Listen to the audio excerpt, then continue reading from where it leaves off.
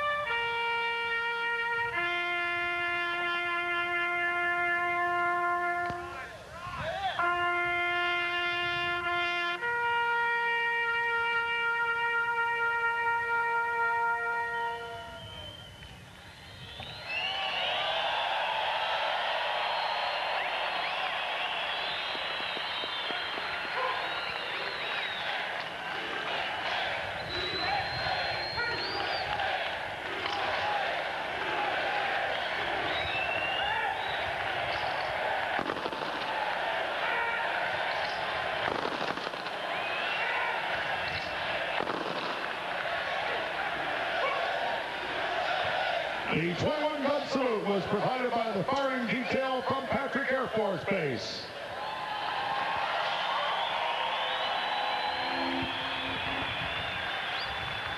And now, ladies and gentlemen, please join MCA recording artist Sons of the Desert for the singing of America the Beautiful. Oh, beautiful, for spacious skies, for amber ways of grain, for purple mountains, majesties above the fruited plain. America, America, God shed his grace on thee, and crown thy good with brotherhood from sea to shining sea. America, America, God shed his grace on thee, and crown thy good with brotherhood from sea to shining sea.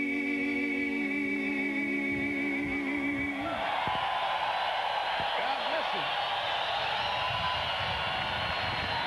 Race stands remain standing as Chaplain Major William Chambers from Southern Command, Miami, Florida, offers today's invocation. Shall we pray? Almighty God, thank you for this beautiful day, the spirit of competition, and this land of liberty.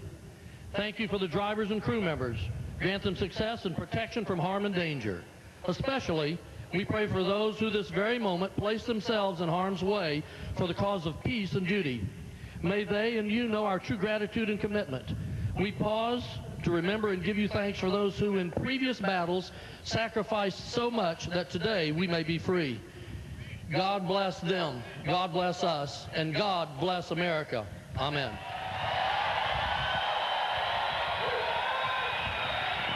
Now, ladies and gentlemen, please Sergeant Larry Morris from the Florida Army National Guard for our national anthem.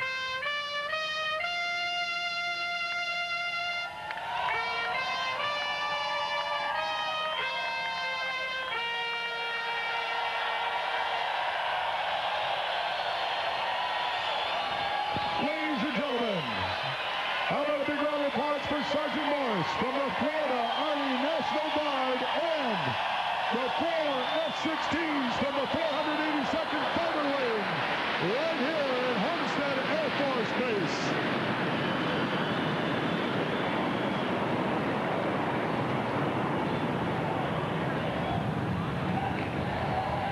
Once again, our 4 F-16s for the 482nd Fighter Wing, Homestead Air Force Base. And now, for those most famous words in racing, our Grand Marshal, 4-Star General Robert Fogelsong. Gentlemen, start your engines.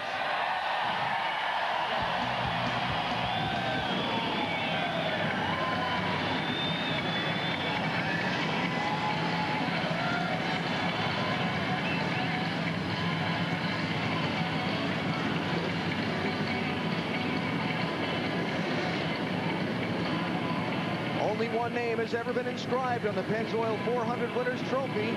42 others try to dethrone Tony Stewart. Next.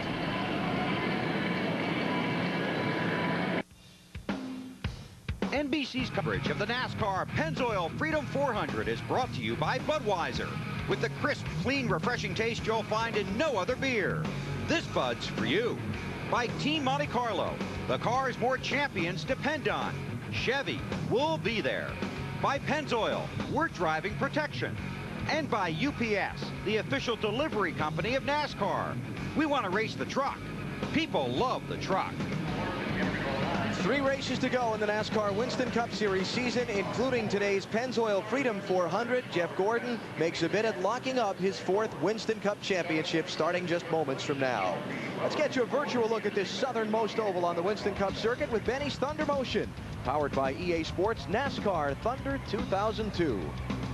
Stay on the bottom of the racetrack. Why wouldn't you agree? Absolutely. On the very bottom of the racetrack. Down the start-finish line, you want to get out wide as you enter the corner, and then take it right down to the bottom. And if you get by Tony Stewart, you've got a great chance to win. And there I go on the inside. You're good. Turn 2 is a little bit tighter than turn 4, especially with today's wind. Turn 3 about the same thing. Get out wide and go down in the corner and stay right down on the yellow line next to the apron. Oh, and Tony Stewart will not do that in the race. Trust me, he will not do that in the race. If he does, we'll do the same thing. You're good, he's better. That's a lap around the Homestead-Miami Speedway. He's going to take you on the outside at Homestead. He's done great. EA Sports NASCAR Thunder 2002 now available in stores. 65! Budweiser, the official beer of NASCAR, is the proud sponsor of the Bud Pole Award, given to the fastest qualifier at each NASCAR Winston Cup race. 51st Bud Pole Award in his career for Bill Elliott on Friday, his second of 2001. Now 18 different drivers qualified for next February Bud Shootout. Since 1979, Anheuser-Busch has awarded more than $7 million as the title sponsor of NASCAR's Pole Award program. And now the Walmart starting grid for the Pennzoil Freedom 400, and all Evernham Motorsports front row. Bill Elliott and his teammate Casey Atwood lead the field to the green. Another Dodge, John Andretti inside of row number 2, with Ricky Rudd second in points, trying to keep his title hopes alive. On the inside of row 3 is Sterling Marlin, looking for his 3rd win of the season. And Rusty Wallace, he has 8 flat track wins. On the inside of row 4, Jason Lepler on his 2nd top 10 start of the year. And Michael Walter, the Daytona 500 winner, on the outside. Jeff Green in for Robbie Gordon in that 31 car today. He shares row 5 with Ward Burton with a 3rd top 10 start in 3 tries here. The championship leader, Jeff Gordon, goes from the inside of row number 6, trying to close out Ricky Rudd today. Todd Bodine is there with him. On the inside of row 7 is Evan Harvick. He's been here in the Busch Series and the Truck Series. First Winston Cup race, Dave Blaney on the outside. On the inside of row 8, Terry Labonte so far has not led a lap this season. And Mark Martin, I think, will be good today on the outside. 9th row, Dale Earnhardt Jr., 3 wins this year. And Dale Jarrett, 5th in the inaugural Homestead race when he locked up his Winston Cup title 2 years ago. Row 10, it's Jeff Burton with 4 top 5s in the last 5 Winston Cup races. And Stacy Compton, his best finish this season was a 10th place in the year's opening race. In row 11, we find Matt Kenseth and Tony Stewart, the guy who's won both races here at Homestead. Let's try to talk to Matt Kenseth. Matt, Benny Parsons, you got me? I got you. Hey, Matt, 3 straight top 10s, and you've improved your qualifying about 15 positions, so winning today should be a snap, right? I don't think it's going to be a snap, Benny. This is a tough racetrack. I feel like we got a good car. I think the 12 guys did a great job preparing it. It's a tough racetrack to pass. You get the dreaded arrow push when you're behind people, so the only way to pass today seems like to use the apron to get underneath somebody, so I think you're going to see a lot of people running real low. At least you're starting on the inside. That's a good place to begin. I think that, good luck, Matt. I think one of the crewmen jumped in on top of him and started talking to Matt. There you go. Well, Matt Kenseth going to go with Tony Stewart, the 2-time defending winner of this race from row number 11. Bodine brothers, final 2 qualifiers on time. Jeffrey with his 2nd start of the season. That's a team car to brother Brett's. And now those in on provisionals on their points. Bobby Hamilton, Kenny Schrader, then Elliott Sadler in a backup car. Ricky Craven back in row 20. And Rick Mast also in a backup car after a crash here on Saturday during practice. He will drop not far to the rear. Kyle Petty, final starter in the field. Those did not qualify. There were 5 of them. The heartbreaker, Ron Hornaday, the only team in that group running all of the races this season, or attempting to, and he was unable to get in to today's race. Let's get some final stories from pit road. Here's Marty Snyder. Hey guys in the booth, how did you describe Dale Jarrett's happy hour yesterday? All together now, not too good. But they say they have made the car much better. They think this morning they changed everything on the car. Todd Parrott just told me, and we should expect great things from DJ. After all, in 6 flat track races this year, he has 2 wins and 4 top 3 finishes. Today, to Matt Yoakum. Well, Marty, Dale Earnhardt Jr. certainly struggled in the first half of the year, but he's turned it on in the second half, earning the 5th most points. Now he sits only 136 points out of 5th with 3 races to go. He's looking ahead to 2002 to make a title run, but he wants to end this year on a very high note with his 4th win of the year. But also he's looking ahead for another reason. For the first time in NASCAR competition, Dale Earnhardt Jr. will wear a full-face helmet today here in Homestead. Today Burns. Matt, in 1999, Jeff Burton gained 18 positions in the race to finish 3rd. The next year, he gained 20 positions. That's an average of 19 positions each race. This year, he starts 19th, so I think the odds are with Jeff Burton. Bill? Dave, watch pit road, concrete surface, nowhere to go on the outside, hard to pass on this track. You will gain or lose positions on pit road today. Alan? 267 laps around this 1.5 mile oval to make up the 400-mile distance. Jeff Gordon tries to close out a championship, and we're underway.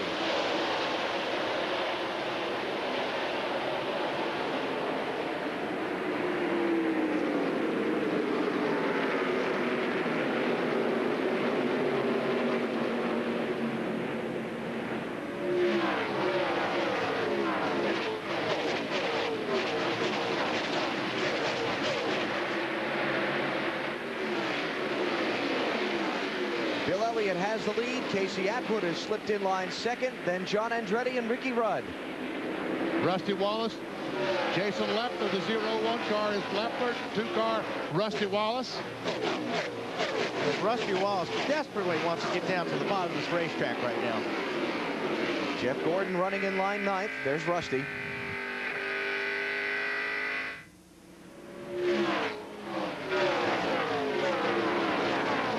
You'd say Rusty was up the hill on a track with a lot of banking, but that doesn't really play here. No. You've got to be on the bottom of this racetrack to make any kind of time around here. Jeff Gordon's on the inside of Rusty Wallace, trying to take the spot away. That's Jeff Green in the 31 Jeff car. Green. And Green's going to hold him off. Leaders at the stripe to start lap 3.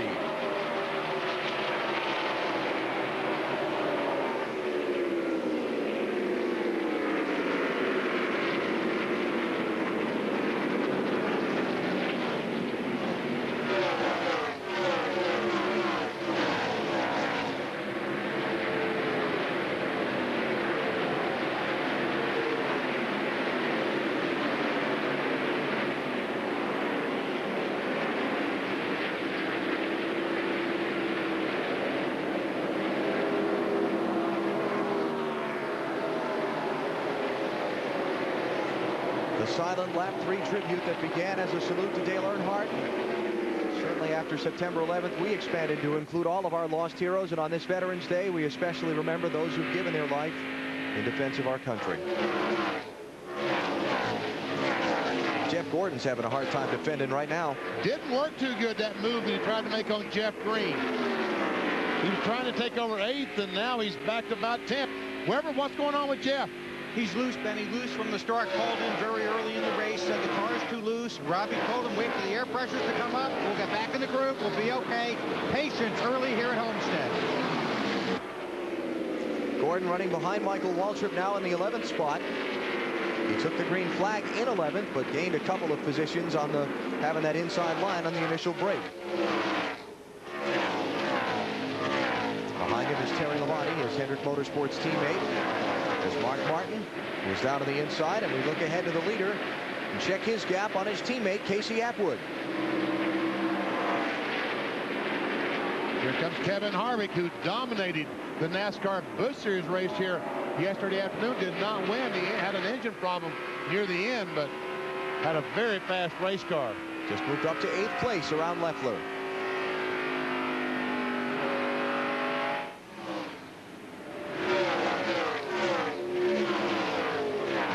Strong as he was here yesterday, if any of that chassis setup information translates to this Winston Cup car, he could be a dark horse candidate for the win. He could be very good. Boy, was he dominant. Jimmy Spencer going to get a spot. That's back for 25th. Jimmy Spencer started 34th, so making some good progress towards the front. Pretty loose right there. 48 car is Jimmy Johnson. Second start for Hendrick Motorsports. Remember, he drives that car full-time next season, so get used to that paint scheme and number. And Dale Jarrett wiggling and wobbling. And he wobbled right out of Jimmy Spencer's way. Jarrett back in 24th. Not anymore. Make it 25th. Maybe 26th. And if Kevin LePage gets his way, 27th, 28th. You know, we saw this at Rockingham with Dale Jarrett. Remember how he drifted to the back, fighting a very loose race car? But in the end, Dale Jarrett finished 4th. That race team and crew chief Todd Parrott are a group to never give up. They'll keep adjusting that car until there aren't any laps left. You can hear him working on the throttle there. He cannot get on the gas. He's having a hard time getting the throttle down to the floor. More than likely, he's either has no grip or he's loose, but when you're on the outside there, that's not the place to be. Like Benny said earlier, you've got to run the bottom of the racetrack, so he cannot get out to the gas, but I can't tell by looking at his car right now if he's tight or loose. So Kevin LePage took 26th from him, Bobby Labonte took 27th from him, and Dale Jarrett is back to 28th place after just 9 laps. Bill Elliott and Casey Atwood and Ray Evernham's Hodges are the early leaders. You're watching NASCAR on NBC. Well, I don't know which way to go from here. I'll take the low road because I know it'll take me home.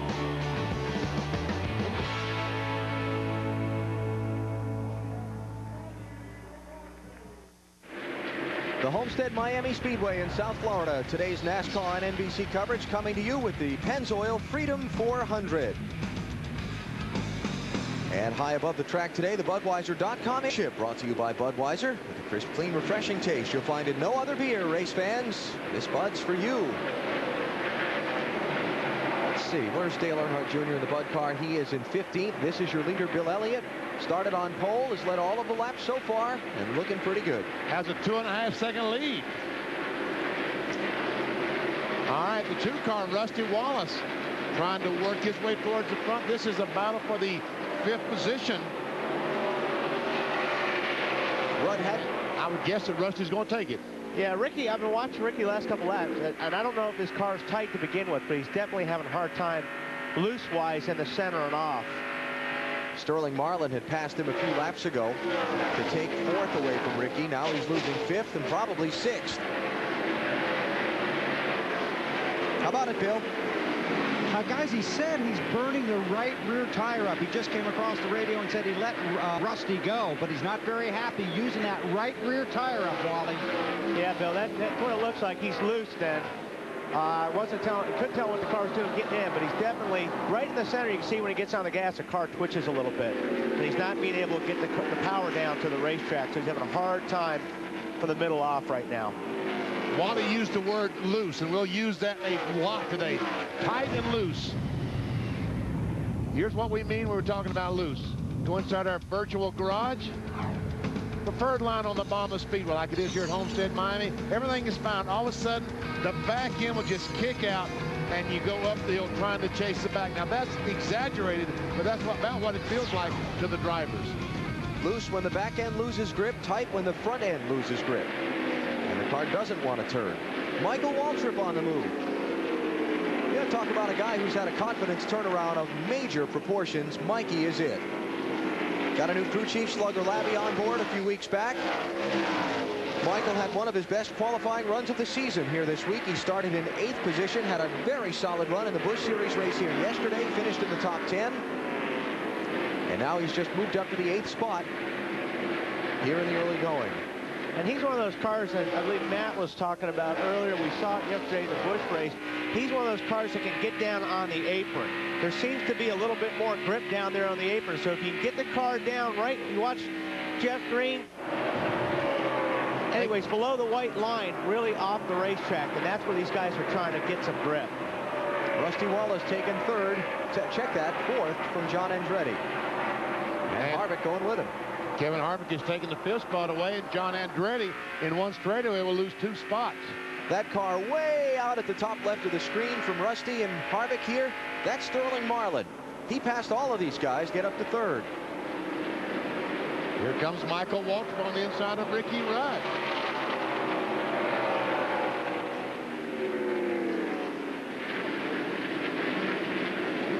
Now we'll watch Michael. Hey, Rudd's going to come back on the outside. Michael looked like got in there a little bit too hard, and that car pushed up right in the center of the turn. Watching this from our U.S. Army Skycam, courtesy of the United States Army and Army of One. How about Michael Waltrip's car, Matt? Well, Alan, earlier in the race, the biggest concern was over communication. Apparently, Keith Barnwell, Michael's spotter, could not talk to Michael, so the 15 team went next door to the 8 team, their teammates, and called up their spotter, Ty Norris. He went next door to Barnwell, told him they had a problem. They brought out their backup radio. Now, Michael Waltrip does have communication with his spotter, Keith Barnwell, but luckily they do have a backup up on top of the press box. And also, most of these guys inside the cars run a backup radio. So if you have a problem inside the car, you think it's your radio, you can actually switch over to a second radio, which helps a lot sometimes. And as early in the day as it is, somebody's running a backup radio up to the spotter stand right now for Keith. As we watch these cars go around the speedway, we've talked about just how difficult it is to pass. Now these cars need to stay on the bottom of the racetrack. Next year, all 3 major NASCAR series will finish their seasons here. The NASCAR Busch Series, the NASCAR Craftsman Truck Series, and the NASCAR Winston Cup. And I would just hope that Curtis Gray and the folks at ISC would somehow over the winter put a little bit more banking in this racetrack to make it a little bit easier for these guys to pass. Again, the cars are also a problem because they're so aerodynamic today. Yeah, I mean, they built a great facility here. It's just, like you said, BP, it's hard to run side by side. It's just, everybody wants to be on the same piece of real estate on this racetrack. You got to get down to the bottom, the cars push up in the center, and everybody wants to be in the same place. So it's very hard to run side by side every lap. Let's compare the banking of this racetrack with one, for example, up the road in Florida at Daytona. Drastic difference. Daytona, we'll inside our virtual garage once again and show you. Daytona is banked 31 degrees. This Homestead-Miami is banked 6 degrees. That's about like running the apron at Daytona. That's exactly what this picture that you're seeing looks like. Daytona with the apron there. Only here, they race on the apron.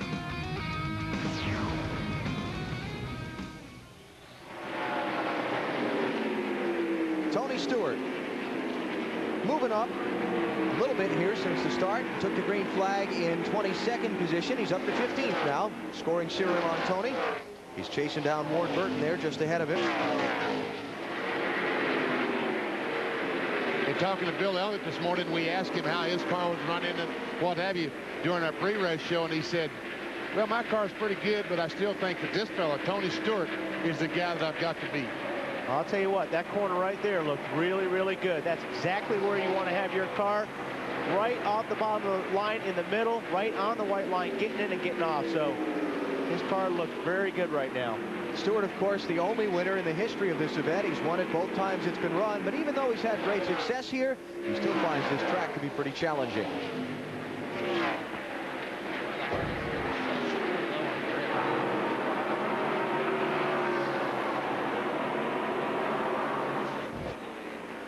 All right, well, we'll try that again.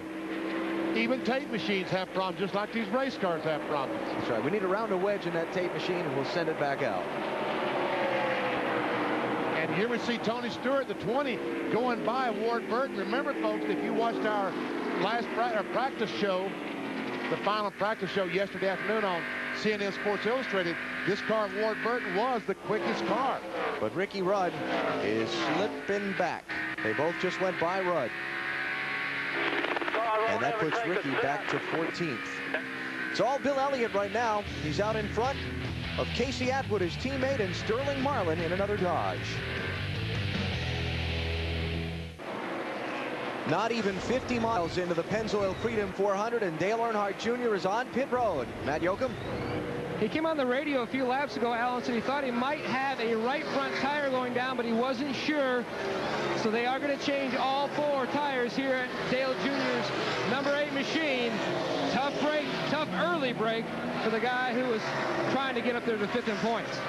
They just about cost me $700. You see that? A 13.3. I've got a deal. Any of these guys pull off a pit stop under 13 seconds, I give each member $100. 13.3. Great stop. The BP Challenge yet to be claimed so far this season. Bill Elliott, the leader, has moved up on the tail end of the field. He's put Rick Mast, Buckshot Jones, and Elliott Sadler a lap down. And let's take you through the field and check out how the top 10 are running. We start with Matt Yoakum. Well, I spoke to Mike Ford, who is Bill Elliott's crew chief. He says Bill reports in his car is a little tight in turns 1 and 2, but loose up off turn 4. Other than that, the car is great to Bill. Patience for Casey Atwood. That's the call. Tight in the middle of both corners, and also a little bit loose coming off of turn 4. That's the story on Casey. Marty? Sterling Marlin started 5th, running 3rd, moving up nicely, a little tight. We need to free it up just a little bit is what he told the guys. 4 straight out of the top 10 for these guys. To Bill Weber. The only advice so far for Kevin Harvick from his crew, hit your marks, be smooth. Good run for the guy that had his car blow up on him in the Busch race yesterday. Matt? Last year, Rusty Wallace had 4 wins. This year, only 1. Reports in his car is pretty neutral, but like a lot of other contenders, loose off turn 4. To Bill. And that's the story for Jeff Gordon in the 24 car, loose off of turn 4, but Robbie Loomis is telling Jeff he's running good lap times. Jeff says the car is better in clean air. Matt? Michael Walker reporting in that his radio is good. His race car is too, a little bit on the loose side off turn 4, but other than that, the Napa car running well. Michael. And also looking at the 5 car, Terry Labonte, I talked to his crew chief, Gary Dehart. He says Terry is not talking a lot on the radio, which means the car is good. He says the car, too, a little bit free off turn 4 to Bill Weber. Matt, John Andretti has slipped all the way back to 9th during the early going. His car very loose. He's hoping that the air pressures and the car will come to him. That hasn't been the case so far, Marty. Jason Leffler very tight, Bill. They were too loose in happy hour yesterday. They think they went too far on the adjustment. Still looking for his first career top 10. To Matt. We well documented the fact that Tony Stewart is battling the flu. 2 IVs before the race. Right now his car is free. Tony says the track is a little bit slick, but it's starting to come to him. Well, Ward Burton in a Dodge, Matt, having a good run here today, tight in the center of the turns, and the car will not rotate real well for him, but so far that hasn't been a major hindrance. That's the story for Ward, Marty. Matt Kenseth having a very nice run. Started 21st up to 14th. Has said nothing on the radio, but before the race started, they qualified so well, he said it's pretty cool to be behind this first pace car. Back to you, Bill. And the 93 of Dave Blaney, the teammate to Ward Burton, has the common affliction, loose off of turn 4. That's what a lot of guys are battling, Matt. Mark Martin trying to turn around a season here in Homestead. They were very optimistic after happy hour, only made 1 small track bar change. Mark reporting in, the car is to his liking. And now the 66 of Tom Bodine, another guy hoping to break into the win column, making the 18th different winner in 01. His car is too tight off the corner. He's tight in the middle, but loose, like a lot of guys, off turn 4. Also, Jeff Burton, I talked to his crew chief, Frank Stoddard. He said they were hoping to really turn around their weekend. Jeff was not happy the way his Busch car ran. He said, Jeff not saying a whole lot, but the car is a little free. To Bill. And in the 31 car today, Jeff Green, who will drive full-time for Richard Childress next season, loose in turn 4. I talked to his crew chief, Gil Martin. Gil's second race as crew chief of the 31. Worked with Robbie Gordon last week, Jeff Green this week. Marty? Bobby Labonte has said absolutely nothing on the radio. He's running in 20th right now. But remember, he started 31st, making nice progress. All he has said is that the track feels a little bit slick. Back to Dave. And right now, these guys have worked very hard on the attitude of the 92 car for Stacey Compton, but it's a little bit tight for him. They want to loosen him up on the first pit stop for the 92 car. The 26 car of Jimmy Spencer has run very well. They told him early on, don't overdrive, run your line. He's asked for an adjustment on the car, air pressure down in both rear tires to give him a little bit more grip. As for the 48 of Jimmy Johnson, he is tight everywhere. His crew chief this weekend, Ken Howes, is working on how to make that car better. He is still deciding what adjustment to make for the 48 car of Jimmy Johnson. Bill? Well, Dave, certainly one of the most disappointing runs so far here at Homestead is for Ricky Rudd. Has fallen all the way back in the field to the 24th spot. Remember, if Jeff Gordon gains 44 points on Ricky Rudd today, that's 10 to 15 positions, then Jeff Gordon has the championship. Rudd struggling. Alan? Boy, I'll say he is, Bill. Started 4th. And as Bill told you, he's all the way back to 24th place, while Jeff Gordon is up there in 5th and trying to take 4th. In fact, has just taken 4th from Kevin Harvick. And there's really nothing you can do when you have a car that loose. You can't step on the gas, so you're just tiptoeing the whole lap. If they finish as they're running right now, Jeff Gordon will get the Winston Cup trophy this afternoon. He's got to lead by 370 or better at the end of the day to have it locked up before the year's final 2 races. Got a long way to go. But as things are going right now, it's good for Gordon and bad for Rudd. And the last time by, the 24 car, Jeff Gordon was the fastest car in the top 6 vehicles out there, even faster than Bill Elliott. That's bad news for everybody because we normally don't get many cautions in these Homestead races. And if Gordon is good after 40 laps, we're at 39 now, that's bad for the competition. As a matter of fact, Jeff Gordon and Tony Stewart are running about the same speed. Dale Earnhardt Jr. came down pit road for an unscheduled stop back at lap 28. Matt, how about some more on that? Well, Alan, Dale Jr. thought he had a tire going down, but I spoke with Tony Eury Jr., the car chief on the 8th. He says they checked the pressures. Nothing was wrong with the tires. Dale Jr. just says the car is driving very weird. He says he wants a rubber in the right rear when they make their next stop. Dale Earnhardt Jr. is a lap and 3/4 behind leader Bill Elliott. Going to be a long day for the Bud crew. Elliott out in front. You're watching NASCAR on NBC.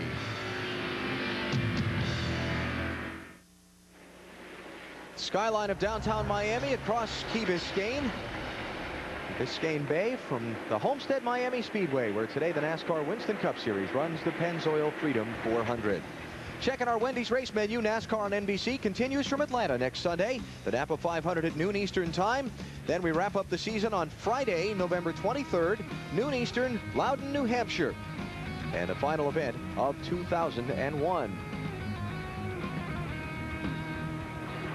All Bill Elliott so far today. We've run 44 laps. Elliott has led them all from the pole, but he's not leading by a whole lot. No, he isn't, because his teammate Casey Atwood is right there. And look at Sterling Marlin, the 40 car. And talking to those guys in the garage here this morning, talking about the 40 car, Sterling Marlin, how's your car? No, it's not good at all. And they changed this, changed a bunch of stuff. Well, obviously, the changes they made are working very well. Lee McCall told me they changed 4 shocks, 4 springs, and both sway bars. See right there, Sterling rolled through the center of the corner really, really good, which gave him the opportunity to get on the gas earlier than Casey, and all of a sudden you're up next to him and by him. You see those characters on the hood of that car? It's rock and roll legends. Kiss, the Grand Marshals for the weekend here at Homestead. Let's check down on pit road with Marty. And they're having a good time, Alan. And we'll just talk to Gene Simmons, since he's the one who can probably hear me the best. How cool is this racing stuff? You've been around a lot of neat things, I'm sure, in your 20-year rock and roll career. This is about as hot as you could ever imagine anything getting. The sights, the sounds, people risking their lives for the fans to have the time of their lives. The Kiss car being driven by Sterling Marlin. Out of this world, we're having the time of our lives. People, if you haven't seen this before, it's one thing to watch it on TV. You got to come here. It's unbelievable. It's unbelievable. It's an American sport at its finest. And that's Paul Stanley, and these guys are having a good time. And if you need to get Sterling to stop, stick out your tongue, Gene. So anyway, these guys are having a great time. Kiss car doing very well on the racetrack as well, guys. You didn't think you were going to hang on to that microphone with a couple of rock and roll singers there, did you, Marty? I mean, come on. I tried, Alan. I really tried, but Gene's a little taller than I am. I wasn't going to mess with him. They're pretty used to handling their own sound equipment, thank you. Tell you what, Marlin is fast. Up to second spot around Casey Atwood. And some pit stops here at lap 48. Dave? The 55 car of Bobby Hamilton is in. Just talked to crew chief Jimmy Elledge. He said, we're terrible, we're tight, we're loose. The car is not good here. We're not having a good day. They will change 4 tires and fuel the car and send Bobby back out. I don't think he's having a whole lot of fun, guys. Kevin LePage also in and almost collected a NASCAR official on the way out. I tell you, folks, when you drive a race car, sure, it's a lot of fun to go out there and just drive around. But when you try to win, and all these guys want to win, you pick a day like today that Bobby Hamilton, Kevin LePage are having, it's not a lot of fun. Yeah, when you start out bad, it does not get better. The cars just get worse because the track is hot. You wear your tires out, and if the car's sliding at the start of the race, it's going to get a lot worse as you burn the fuel off and you wear those tires out. And it must have been pretty bad for them to bail out and come in shy of lap 50. We're expecting it to be lap 60 before we see the first pit stops.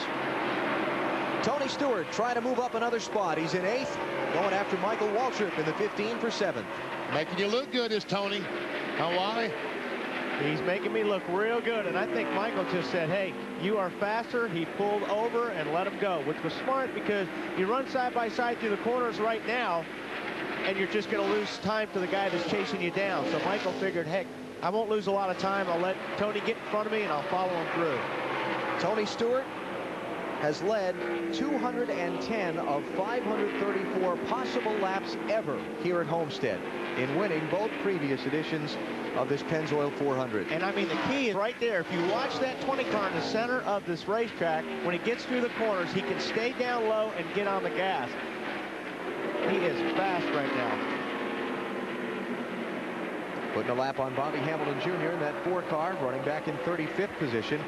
Ken Schrader has also been put a lap down by the leader, Bill Elliott. He's back in 34th. Just past the 50-lap mark, 267 make up the distance. Green flag pit stops when we come back to Homestead.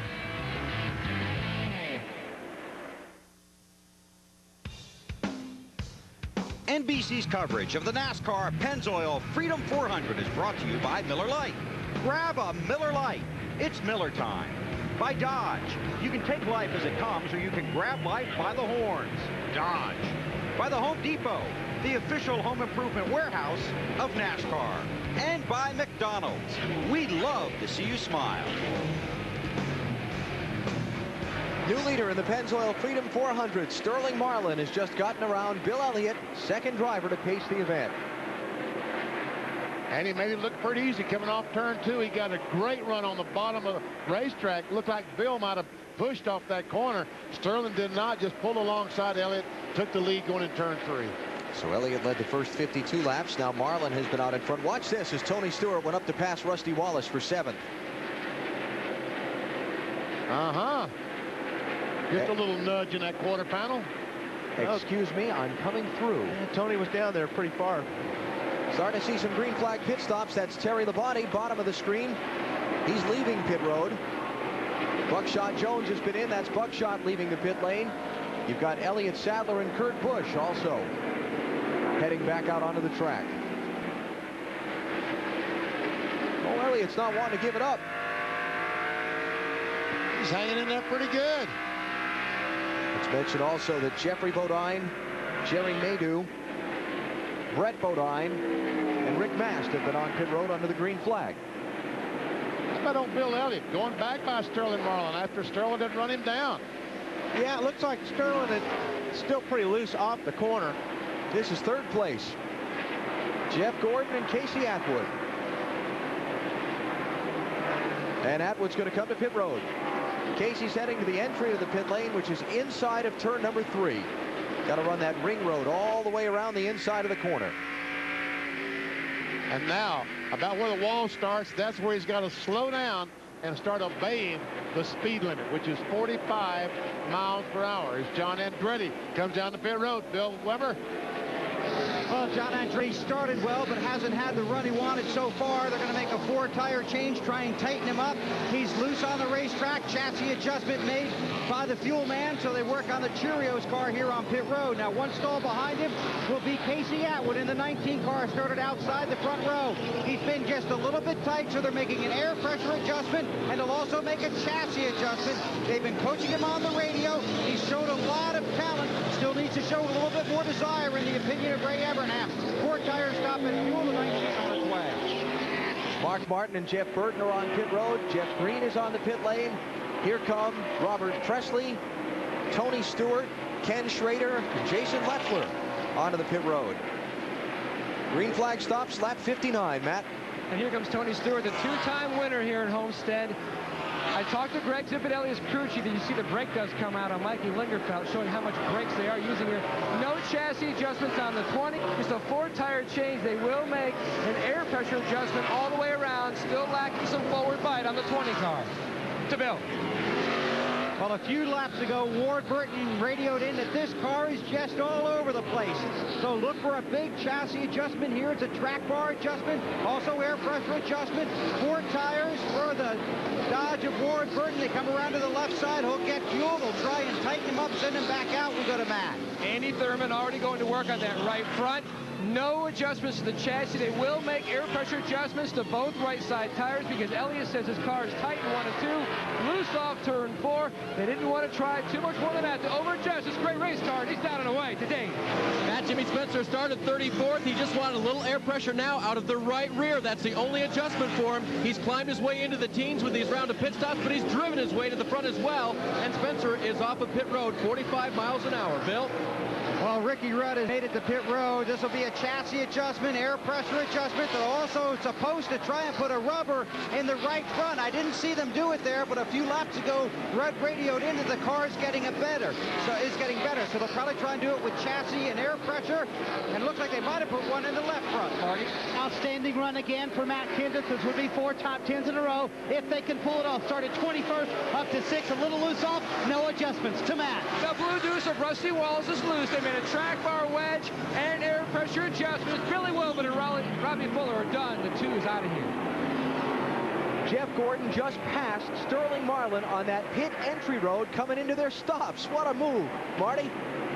Sterling Marlin very good on that run, Alan, especially at the end of it. A little bit tight, however, so they do a half round down on the track bar. That should loosen him up just a little bit. 4 tires for Sterling Marlin. To Bill.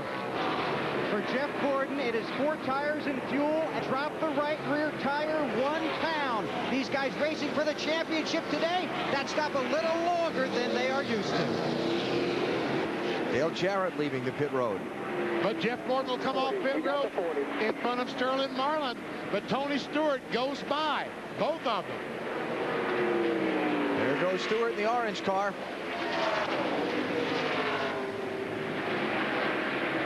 Michael Waltrip is being shown as the leader. He's not yet been on pit road. And he's in now. Waltrip is on the pit lane now. There's Michael. Matt? Slugger lap. Michael Scrucci told me before the race they would go between laps 62 and 64 on the first stop. His service is complete. No adjustments to the 15. Michael is very happy with the way his race car is handling. And the lead is going to cycle around to Casey Atwood after the pit stops. Sterling Marlin stayed out on the track, took over the lead. Jeff Gordon caught him. And then they came to pit road on that entryway around the inside of turns 3 and 4. And Gordon pulled a beautiful move. Marlin wasn't going fast enough for him. Watch this. And it's real important getting in and out of the pits here, because that lane is fair game until you get to that spot right there where the pit lane speed starts. So that was a great move on Jeff's part. And Sterling has to stop and slow down so he can cross over and get to his pit. Saw Gordon win a race that way a few years ago at Charlotte. Remember, Mike Skinner had dominated the race all day, and Gordon caught him when they came to pit road and forced Mike out, beat him off the pit road, and Mike could never pass him again. And normally when we show people, you know, the times on the in and the outs, Jeff Gordon's always one of the best guys getting in and out of pit lane. And Tony Stewart, who started in the 22nd position, has driven his way on the green flag up to the 3rd spot, just 2.5 seconds behind Casey Atwood, the leader. Here's the leaderboard. Casey Atwood is out front. Bill Elliott is 2nd. Stewart is 3rd. Jeff Gordon is 4th. Then Sterling Marlin 5th. Then you've got Kevin Harvick, Michael Waltrip, Matt Kenseth, Terry Labonte into the top 10. His best run in a long time by far. And Rusty Wallace. Kenny Wallace, 32nd spot. Marty, what's going on? Already starting to be a long day for the man who finished 2nd at Rockingham last week, Alan. He was very tight on that last run. They made an air pressure adjustment, but when they came down pit road, the car fell off the jack. They lost a lot of time on pit road. I talked to Ty Norris, the president of Dale Earnhardt Incorporated, about the future of this race team. He said they are making plans in case Steve Park is not able to come back for testing in the first part of next year, and they plan to make an announcement on that in Atlanta. All right, Marty, thanks. You see Kenny running right behind Tony Stewart. A moment ago, one of the NASCAR spotters around the racetrack said he might have seen some smoke from the 20, but they've checked it out and said it looks clean, so everything's good. There's our Mountain Dew green flag pit stop summary. And we see Jeff Gordon at 117.4. But look at Tony Stewart, 114.6. I mean, that's 3 seconds faster. You wonder how he got the 3rd spot? Right there is how he did it. In lap, out lap. Did it better than anybody else. Which is getting down through the gears and getting to the start of pit lane, and also getting up through the gears back onto the racetrack. And that's a little more complicated at this track than most because of those ring roads on the inside of the corners that you come in on and off pit road through.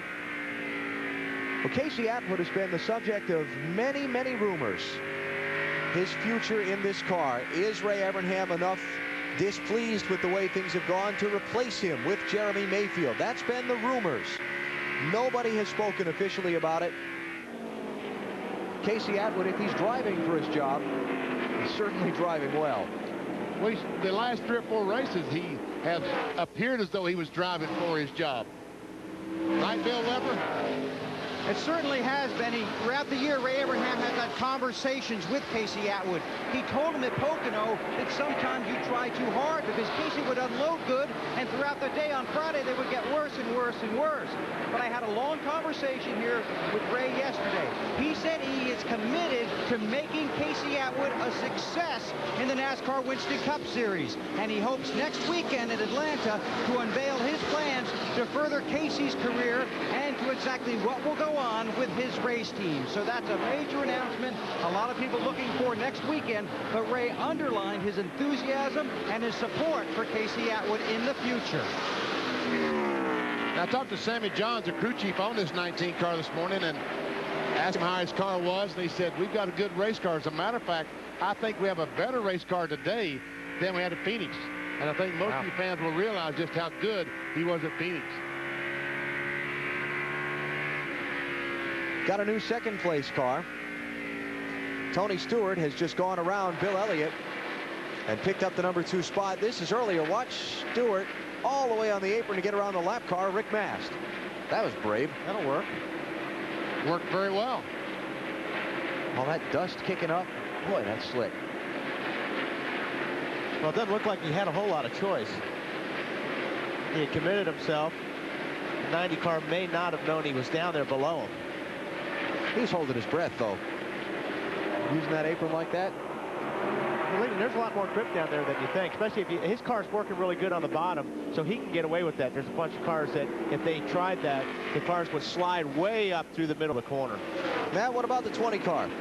Well, Alan, that pass was actually just a piece of cake for Tony Stewart, who regularly made it 3 wide at Winchester on the high banks. And when the crew asked him, was the car all right? He says, yeah, actually, I've just made a very aggressive, wasn't a pretty pass, just an aggressive pass on a lap car, and I kicked up some dust.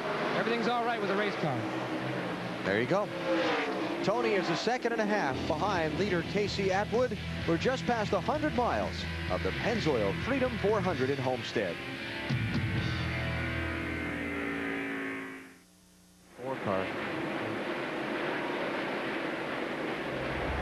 NASCAR on NBC from sunny South Florida with the Pennzoil Freedom 400 just past the 1/4 point, and young Casey Atwood is leading in Ray Evernham's Dodge. Our Dodge track fact: 8 NASCAR championships decided at this speedway.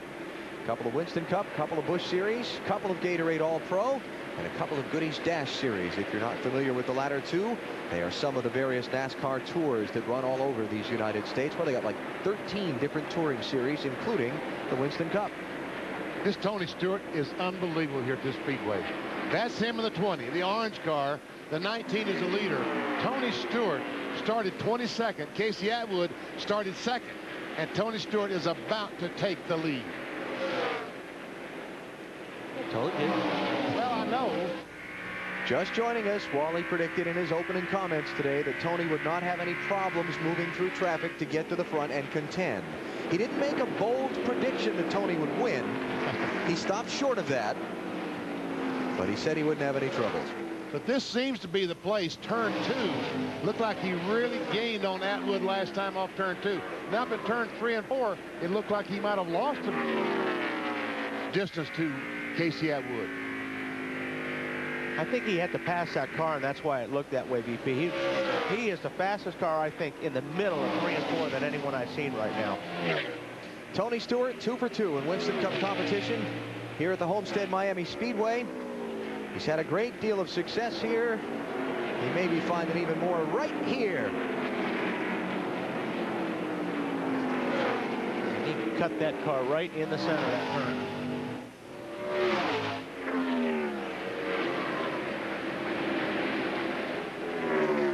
New leader, Tony Stewart.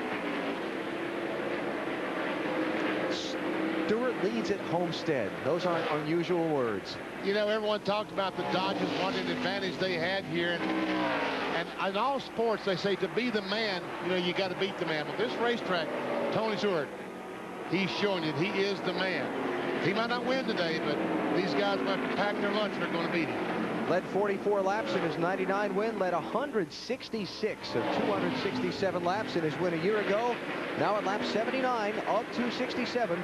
He's out in front for the first time. Despite the great success here, Tony still finds this mile-and-a-half track very challenging.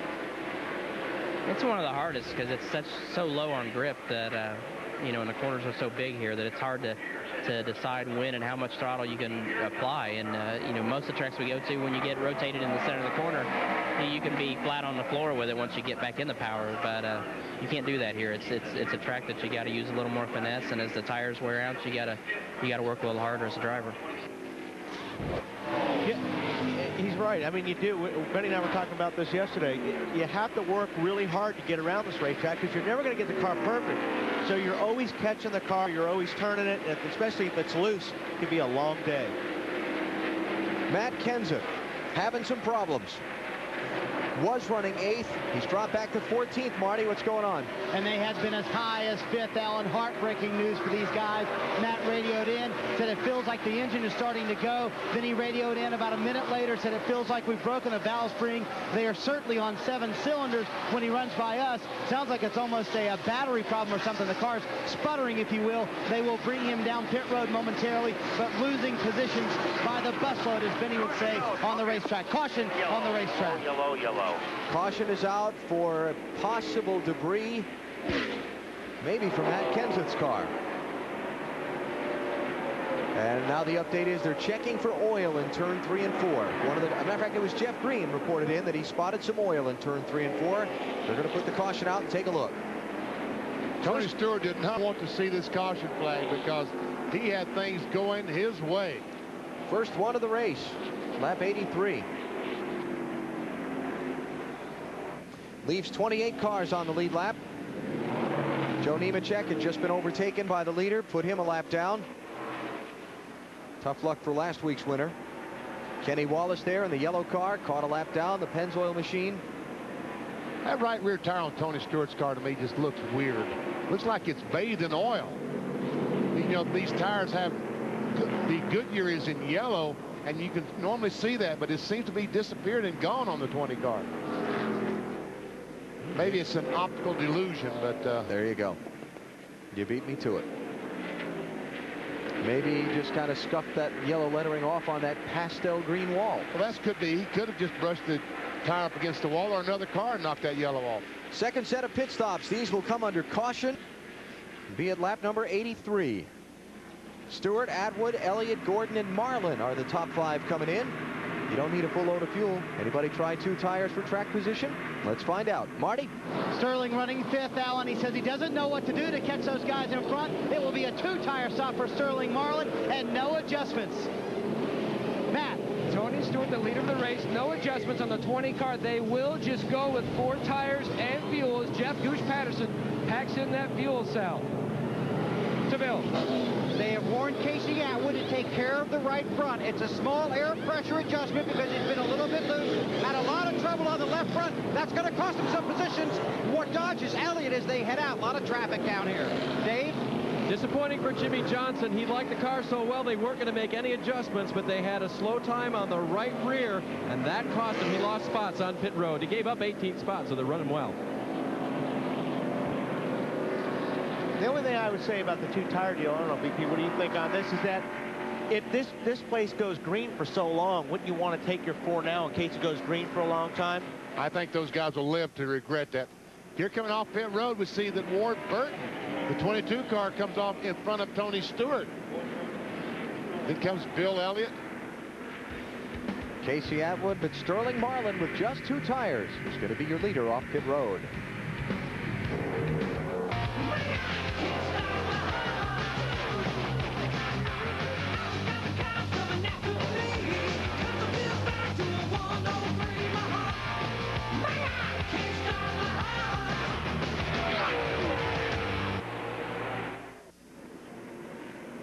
Here at the Homestead-Miami Speedway, still under caution, Sterling Marlin has won the race off pit road, taking just 2 tires. Our NASCAR Busch Series update, Joe Nemechek with his 3rd victory here in Miami yesterday. Last week's Winston Cup winner, not faring as well today. He's a lap down in 29th. Kevin Harvick wrapping up his championship season. Final margin, 124 points over Jeff Green. Harvick dominated yesterday's race, blew the engine up, trying to end his season with a win. Craftsman Truck Series, Jack Sprague was the 2001 champion, his 3rd such title, edging Ted Musgrave for that mark. And of course, next November, all 3 of those championships will see their season's final race happening here at the Homestead-Miami Speedway. Still cleaning up the racetrack, so let's take another break. Sterling Marlin is the leader.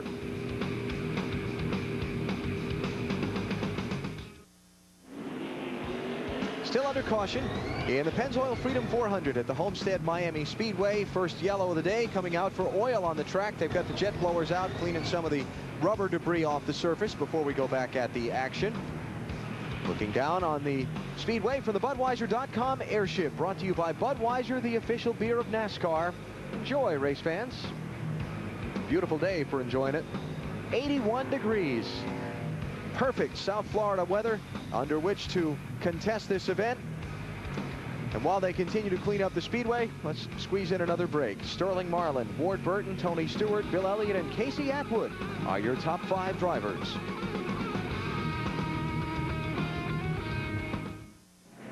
Welcome back to Homestead and the Pennzoil Freedom 400 for the NASCAR Winston Cup Series. Of course, the big story today, Jeff Gordon could clinch his 4th Winston Cup title. He's currently running 6th. Ricky Rudd, number 2 in the points, is 18th. Gordon needs to beat Rudd by 10 to 15 finishing positions to clinch the title. They're having a good run this week, but that wasn't the case last week at Rockingham. Some people thought maybe they were just protecting points, but that was not the case at all. Not at all, no, and if anything, it was probably the opposite. We're probably trying too many new things because we're going out trying to win races. We're not going out there trying to conserve points. You just can't do that anymore. If you do that, you're going to fall even further behind than what we did last week. So, you know, really, we were going for it, and we just made some you know, mistakes on the setup. We were good in happy hour, and it just didn't seem to work for us in the long runs. Now keep this in mind. Today, Jeff Gordon is very good on the long runs, but not so good on restarts on new tires, so they added 1 round of wedge last time he was on pit road. Let's go to Matt Yoakum. Bill Pulsiter, Bill Elliott is trying to break a 226 race winless streak. The last time he went to victory lane was at Darlington. The Pulsiter, though, is currently 4th on this restart. He and Tony Stewart, the 2 cars that took on 4 tires in that lead pack. He is still battling a tight condition. Mike Fortis crew chief made a track bar adjustment, went up 1 round. To Dave Burns. Matt, when Jimmy Johnson came in for an extra pit stop this time, they took this off the car. This is the side skirt that goes on the left side of Jimmy's car between the wheels. It helps with the airflow on the car, and I talked to Ken Howes, the crew chief, to say, well, what will the car be like now? And he said, it's such a minor change, it'll be very small. I said, well, what will it do, loose or tight? He said, well, that would be telling. He said, I can't do that. He said, it's there for a reason, but it's not a very big reason. Marty? Well, Dave, remember we said it sounded like a battery problem for Matt Kenseth? Well, that turns out it was right. It was a bad connector on the alternator, which made the battery go bad. 6 pit stops later, they fixed the connector. A new battery is in. He's back on the racetrack on 8 cylinders now, and green flag. Kenseth is the last car on the lead lap in 28th spot. Sterling Marlin and Ward Burton, along with Mike Wallace, the 3 cars who only got 2 tires on their pit stop. Everybody else around them got 4. Didn't take Tony Stewart long to go by Ward Burton. Just goes right by him. And Kenny Wilson, he getting the back up? I don't think he got back up, but he may have, Benny. Definitely wiggled there.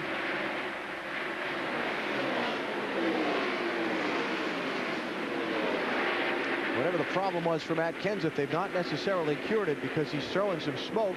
We watch Tony Stewart try and deal with Joe Nemechek. First car lap down. There's Matt. And we see the 8 car, Dale Earnhardt Jr. He is back on the lead lap. Remember, he had that unscheduled pit stop. Well, he stayed back out until all the other leaders had made their pit stop, which put him back on the lead lap. He's currently in the 26th position. For smoking. Matt Kenseth is getting the black flag for smoke. See it from behind his car there. So he'll be coming to pit road. Get an oil rinse ready. Or should be coming to pit road shortly.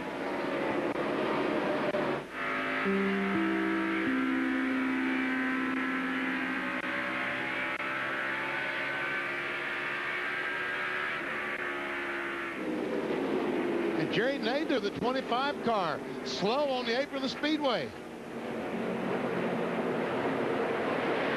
He had lost a lap on pit road earlier, getting some extensive repairs made.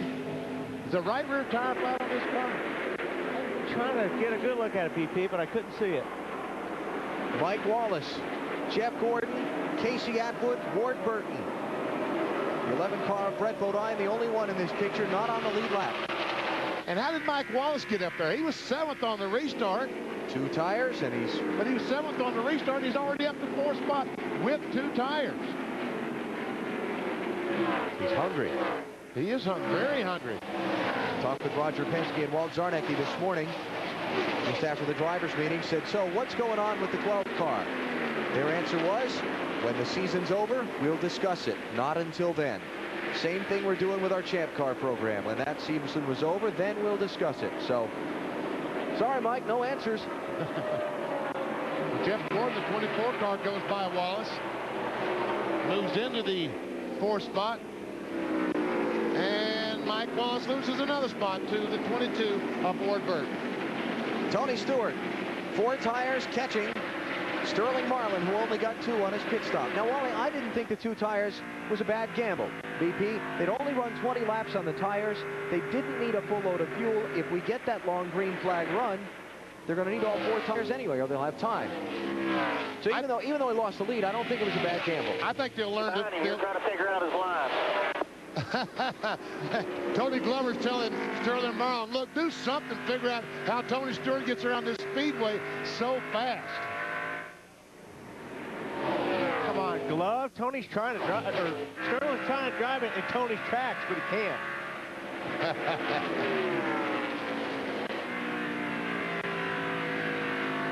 So Tony Stewart leading for the 2nd time in this race.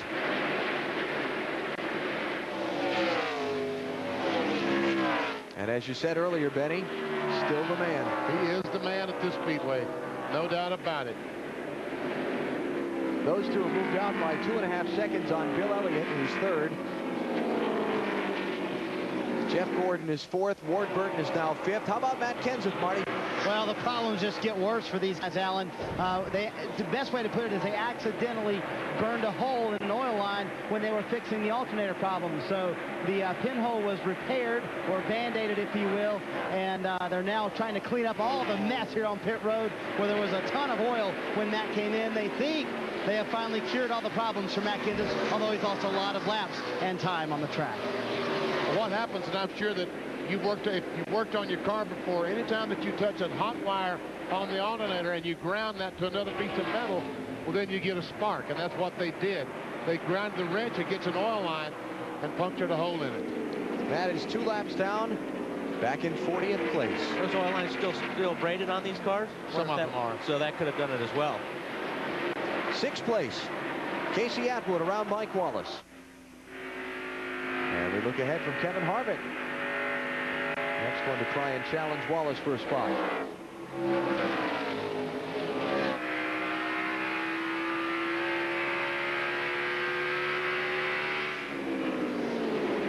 Mike Wallace started back in the 29th position, so in his situation, I think that 2 tires was the way to go to try to get some track position. But I'm of the feeling that Sterling Marlin, Ward Burton will live to regret the 2-tire stop. I agree with you, BP. You know, a place like this where it goes green for so long, I always think you should take 4.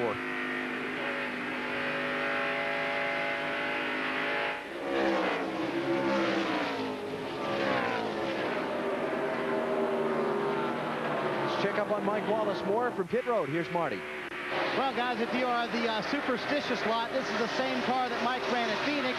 And, of course, at the end of the race at Phoenix, he took on 2 tires and nearly won the race, finished 2nd there. But I just asked Peter Spinzo's crew chief, I said, where do you expect him to fall back to? He said, I would be happy with 10th or 11th. We don't expect to stay up here in the top 5. They're running 7th right now. If we can go to about 11th, it will have been worth the gamble for us. And that's where we expect him to be in about 15 to 20 laps.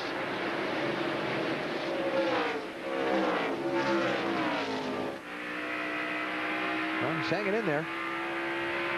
And like you said, Benny, from where he started, he's a lot better off than he was. Yeah, exactly.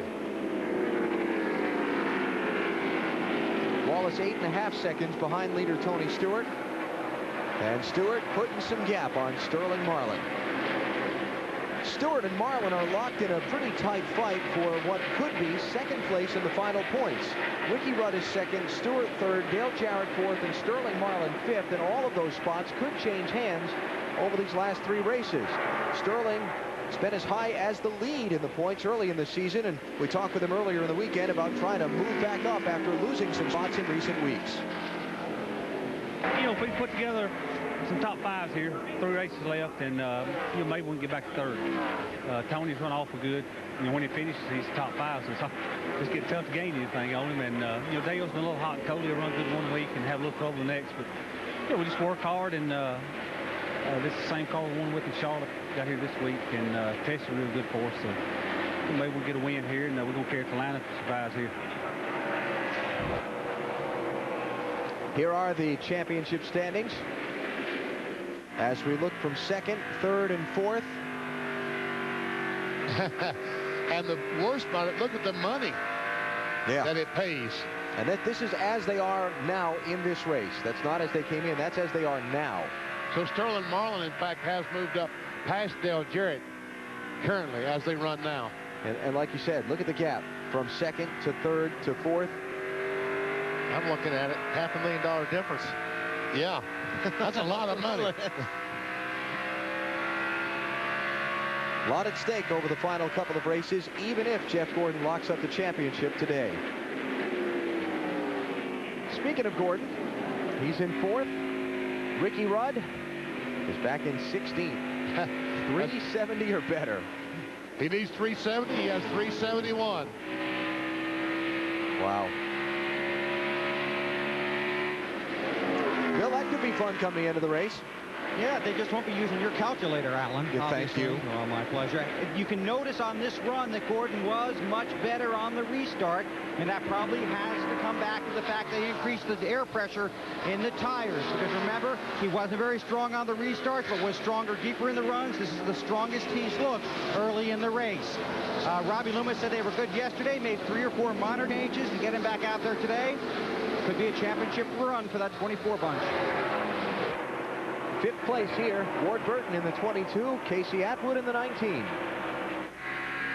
And Tony Stewart is running so fast that this battle is about 8 seconds behind the leader as Casey Atwood goes by Ward Burton and takes that spot away.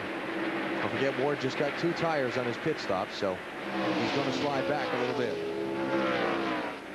Just past 150 miles of the Pennzoil Freedom 400 in Homestead, Florida. You're watching NASCAR on NBC. Tony Stewart is the leader of the Pennzoil Freedom 400. Caution on the racetrack, debris in turn number 1. Is the call from NASCAR Race Control, 2nd caution of the event. And so the field begins to slow down with 27 cars on the lead lap. And another opportunity to come to pit road. Well, it looks like those guys that changed 2 tires caught a break. Now they're able to go back in and be even. Like Mike Wallace's situation, the 12 car, he gained the track position. He's currently running in the 7th position. Now he can go in, change 4 tires, and be back equal with them. But again, we've only run just over 20 laps. Somebody else is going to try 2 tires here. You don't need a full load of fuel. So we'll see who in the back as we see the debris. Well, yeah, maybe the guys that changed 4, a couple of them will take 2. We're going to do 4, 10-4. We're doing 4, but there you go. We're doing 4. That's Jeff Gordon's radio. And they're going to take 4 every time in their situation. Right. When you're in the top 5 or 6, you're going to go ahead and take 4. Plus the championship. And Kevin Harvick, Terry Labonte, some of those guys, Harvick back in 8th, Terry Labonte in 10th, and Michael Waltrip in 11th. They might try 2 tires. Well, let's see. Marty? Sterling Marlin in the middle of your screen. He is a little bit tight in one end, a little loose in the other end. They are going to try and loosen him up, though, by taking a ½ pound out of both left side tires. To Matt Yoakum. Tony Stewart was complaining about his car being a little free back on the gas off turn 4. They made an air pressure adjustment in the left rear tire. As the left tires are on for Stewart, he's down and away to Bill. Jeff Gordon getting 4 tires, a fast stop, no chassis adjustment, just a little tight. He also got a fresh drain. Oh, trouble on pit road. My goodness. Ward Burton has gone through Ricky Rudd's pit crew after contact leaving his stall. Oh, my gosh. Goodness gracious. I think Ward made contact with another car on pit road.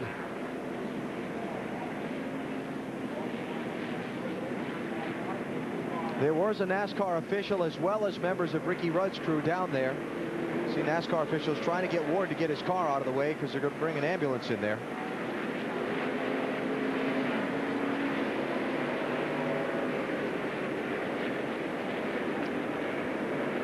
So many pit stops and so little trouble that you get immune to it, but it is dangerous being out there working on those race cars. They're coming by at 45 miles an hour at the pit road speed limit. It's actually the reason why Cal Wells has his guys that go over the wall wear helmets.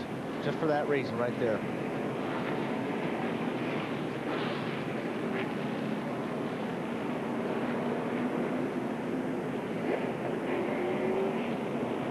See the attention being focused to the crew member that's down along the inside wall, and we'll get an update as information becomes available naturally.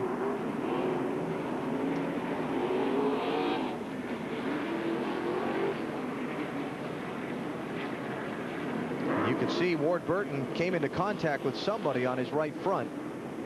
He's got damage on the left front and the right front. That turned him back into Ricky Rudd's car with the left front.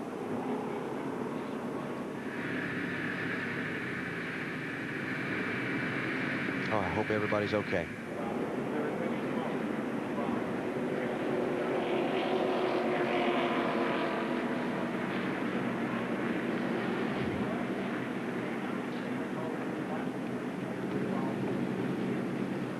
While we continue to monitor the situation down at the end of pit road, we will tell you that Mark Martin came off the pit lane first.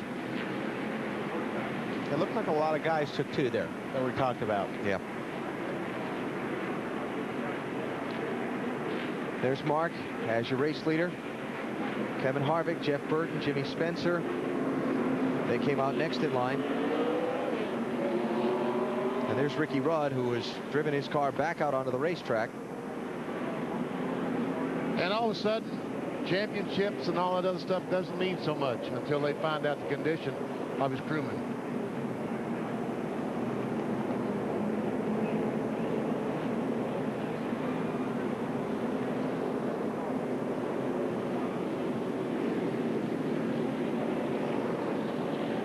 They have naturally closed the pit road. Don't want any race cars coming on and off of there while the safety workers do their thing. And we will stay under the caution flag.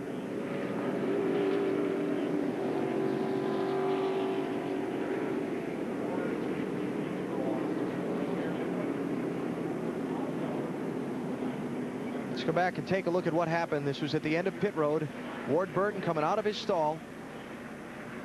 He and Casey Atwood hit. And he got about three guys, it looks like, maybe and the NASCAR official. The official goes up on the hood and rides the 22 car, and Ward wisely stopped. Thank goodness he did. So let's take a break while we continue to monitor the situation at the end of pit road. We'll be back.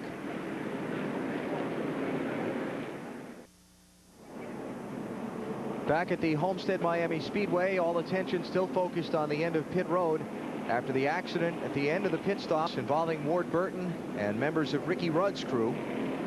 There are two crewmen down, is the report we get to this point, and they're both being attended to by medical personnel to be transported to the infield care center for further attention. Bill Weber's down in the area and continuing to monitor the situation for us, and we'll bring you whatever updates we can as quickly as possible. Let's take a break from Homestead.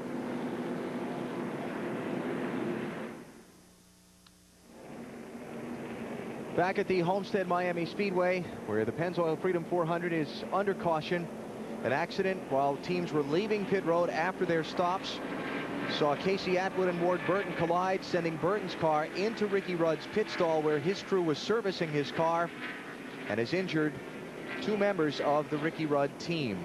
Right now they're being attended to by the safety workers. They're being transported to the infield medical center and will get whatever attention they need, including that medical helicopter if necessary. And obviously we continue to monitor the situation for you, and we'll update you with any information as soon as it becomes available. But a very scary situation. Bill, what can you tell us? Well, Alan, we're down here on pit road. We're about 15 to 20 feet from the 28 pit stall, and obviously because of the situation, we've decided to stay as far away as possible. You can imagine the emotion in there. A lot of guys obviously very concerned as well as very upset. So Michael McSwain, the crew chief, was overlooking the situation. They have, as you mentioned, taken 2 crew members to the infield care center. I talked to Steve Post, their public relations man. He's going to give us an update as soon as possible. But very tense down there near the 28 pit. We're trying to stay away, obviously, as they try and sort through this situation. And as more information becomes available down here on pit road or from the care center, we'll get it up to you guys right away. Yeah, thanks, Bill.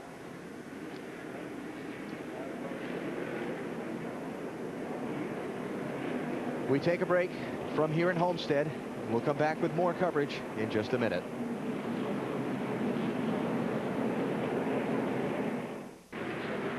That is the air ambulance helicopter leaving the Homestead-Miami Speedway with one of the members of the Robert Yates Racing team injured in the pit road accident moments ago. Very serious situation as the car of Ward Burton was knocked through the Ricky Rudd team while they were servicing his car exiting pit road. All right, watch this. That's Casey Atwood, the red car. As he leaves his pits, all of a sudden Ward Burton decides to leave.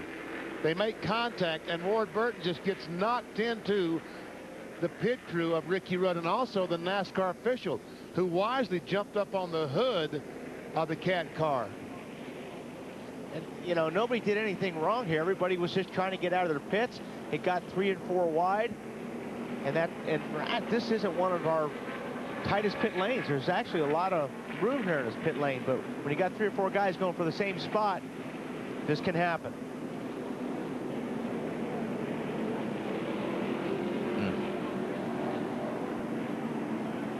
And nobody feels worse right now than the guy driving the 22 car right now. That's all Ward's wanting to know is, how are those guys? Let me know what's going on. Wally, you talked about Cal Wells and this 32 team wearing helmets. Right. This actually, all the IndyCar teams wear helmets. Everybody that goes over a wall are wearing helmets now. And I just think it's a smart idea. I mean, obviously in a situation like this, a head injury is what you worry about more than anything. So the 32 guys wear helmets. I think that's a good move. You see the 28 car back in along with the 22 as they try to make some repairs and continue on in the race. There's Michael McSwain with the hammer in his hand, crew chief. And he'll send the driver back out and continue. It's a tough decision. Do you keep going? Do you stop? And Ward Burton's car, that's Tommy Baldwin with the big hammer, the crew chief there, trying to make repairs on his machine. We are 1 lap from a restart as you see the field coming down the front stretch, getting that signal. Mark Martin, Kevin Harvick, Jeff Burton, Jimmy Spencer, and Rusty Wallace are the top 5, all just getting 2 tires on their pit stop, as well as the Todd Bodine car in 8th place. He just got 2 tires on his.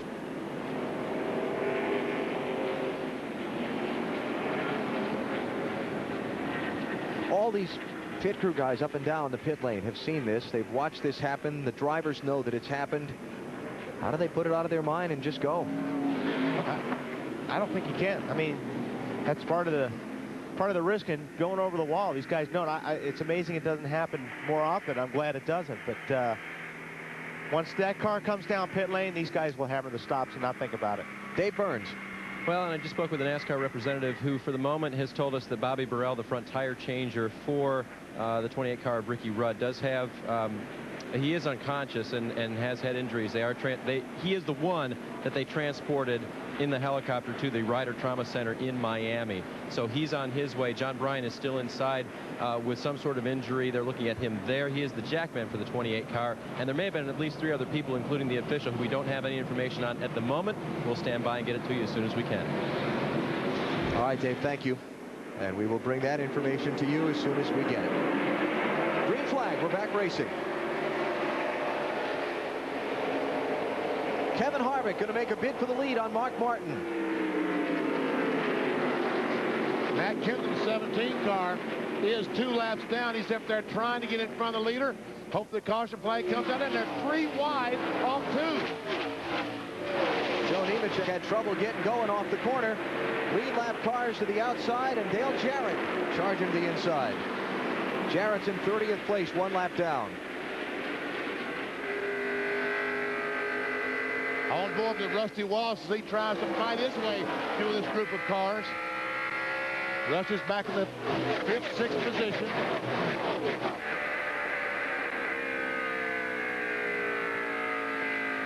Tony Stewart has just passed Bill Elliott behind Rusty Wallace. He's the next car on Rusty's bumper. There he is. And that orange car is Stewart. Elliott, the pole sitter, in the red number 9.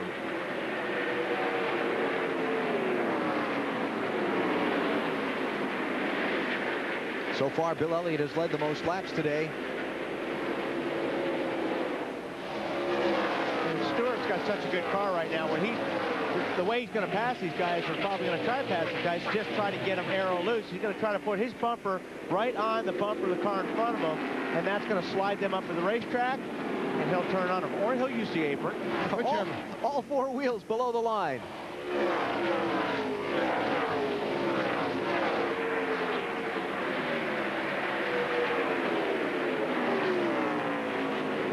Wallace, Stewart, Elliott racing for 5th, 6th, and 7th.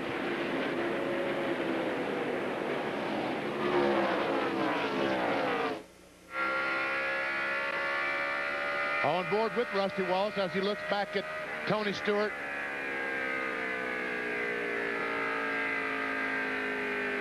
Oh, and there he goes.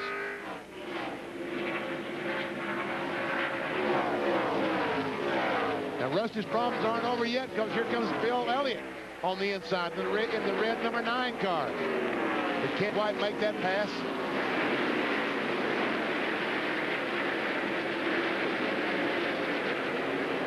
Elliott led the opening 52 laps of the race. Got back out in front at laps 58 and 59, but he's not led since. Jeff Gordon running 10th. Wow, Jeff's getting through the middle of the corner good. Real good that lap. Look at Elliott try the outside. And it worked.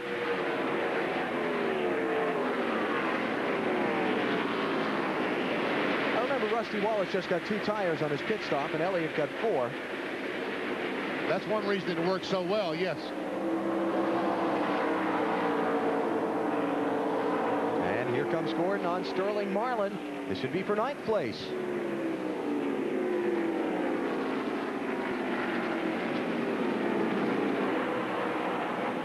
And Tony Stewart picking up another spot around Jimmy Spencer. That'd be for 4th.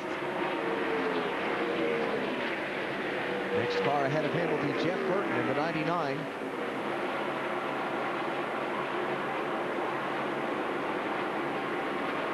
There are Mark Martin, Jeff Burton, and Stewart. That's 2nd, 3rd, and 4th. Kevin Harvick, the 29 car, still continues to lead. Harvick is almost 3 seconds in front of Mark Martin. With the 2 lap cars, Kenny Wallace and Matt Kenseth between the 2, Harvick and Mark Martin. Thinking about Tony Stewart, Benny, did you ever have a track that it was your place? No matter what you drove when you went there, you knew you were going to be good? No. I sure wish I had them, but I can't say that I did.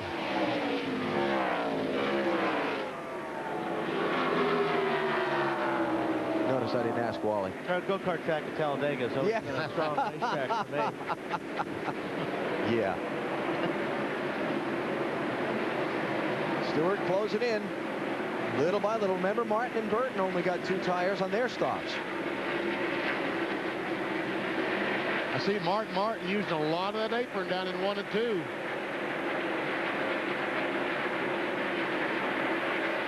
And Stewart just closed in. Arrow loose. Little Jeff Burton slip. I mean, that's the way to do it. When you got a car handle on that good, you can get everybody loose in front of you. They slide up the track, you just turn right underneath them.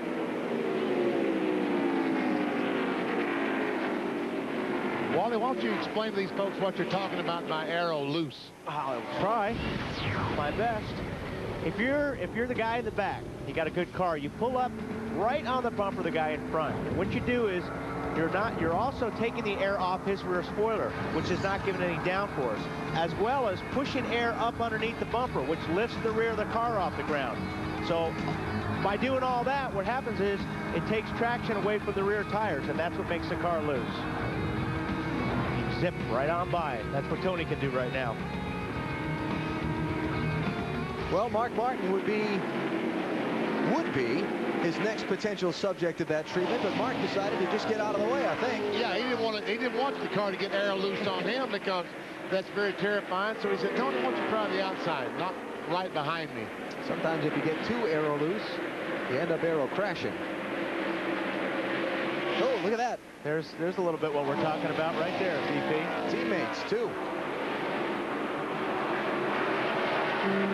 Oh, like that matters.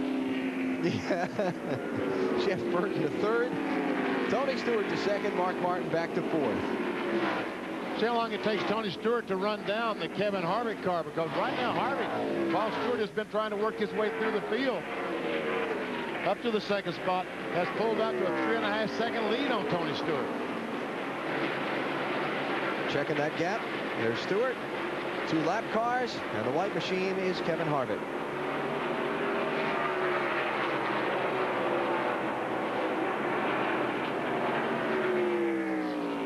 Well, that time Tony Stewart gained about 0.3 of a second on Harvick.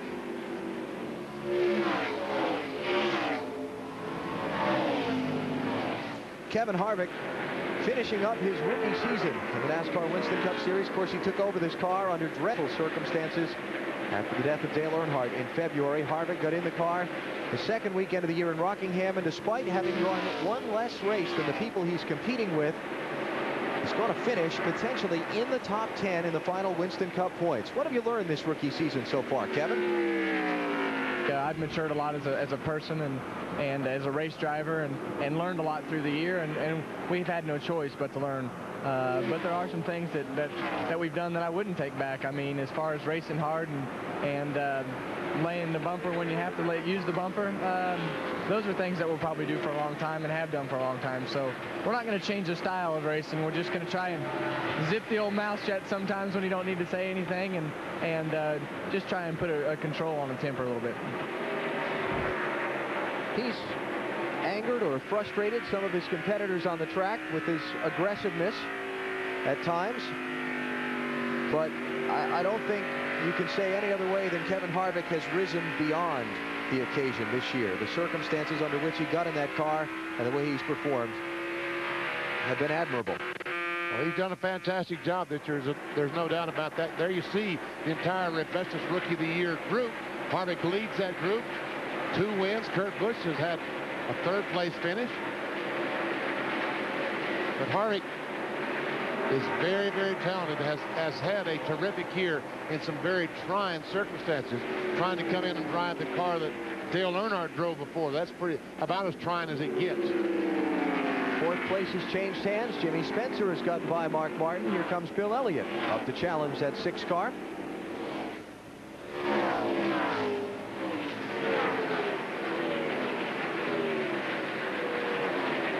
Elliott still in search of a victory to end very long dry spell. September 1994. The last time Bill Elliott took the checkered flag first in a NASCAR Winston Cup race. It's not that he's not been competitive. Seems the days he's been competitive, he doesn't get to the finish. And the days he gets to the finish, he's not finishing up the front close enough to contend for the win. Yeah, I don't know what they've been working on this car, because this car still looks awfully good. Jeff Gordon's car looks really good through the center. Whatever adjustments they've made on that car has definitely made it better.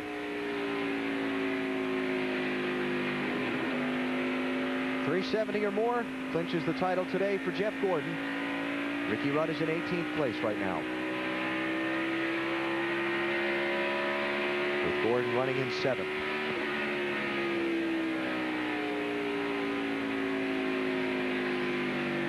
Catching him. Tell you who else is catching this. Tony Stewart is catching Kevin Harvick. That was 3.5 seconds, and now the difference between first and second is down to a second and a quarter.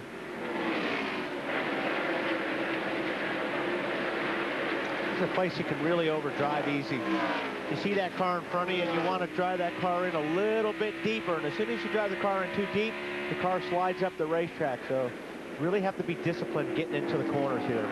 Jeff Gordon has run okay here, but by his standards, not great. His 2 Homestead finishes, 10th in 1999, 7th last year. He's hoping for victory today here in the Pennzoil Freedom 400. We're just past the halfway point of the race, just across 200 miles. Kevin Harvick is the leader.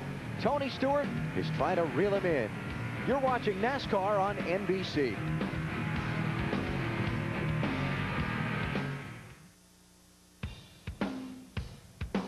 NBC's coverage of the NASCAR Pennzoil Freedom 400 is brought to you by Pennzoil. We're driving protection. By Sprint PCS, the clear alternative to cellular. By Pep Boys, all you need to know is where to go. Pep Boys. And by Casey Atwood and the Dew Crew, fueled by Mountain Dew.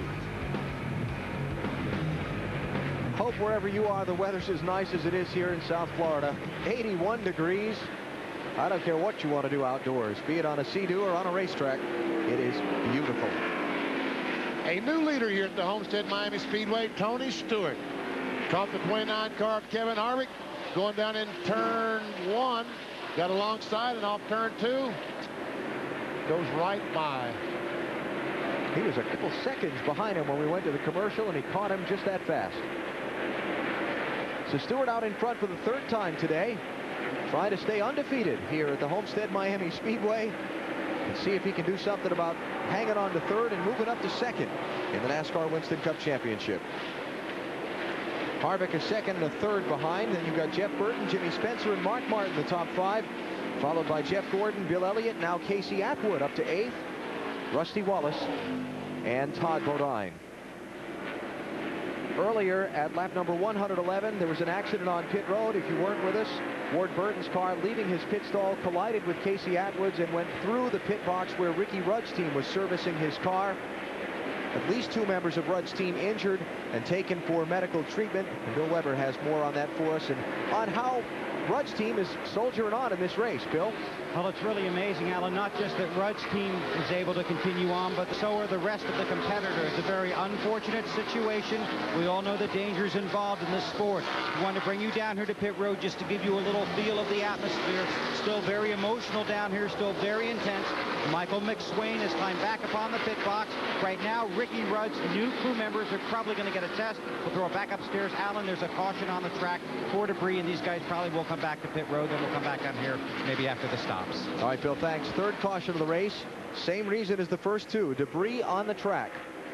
Ricky Rudd is running back in 16th place. And guys, the decision to continue on in the race, not an unexpected one on behalf of Robert Yates and Ricky Rudd and this team.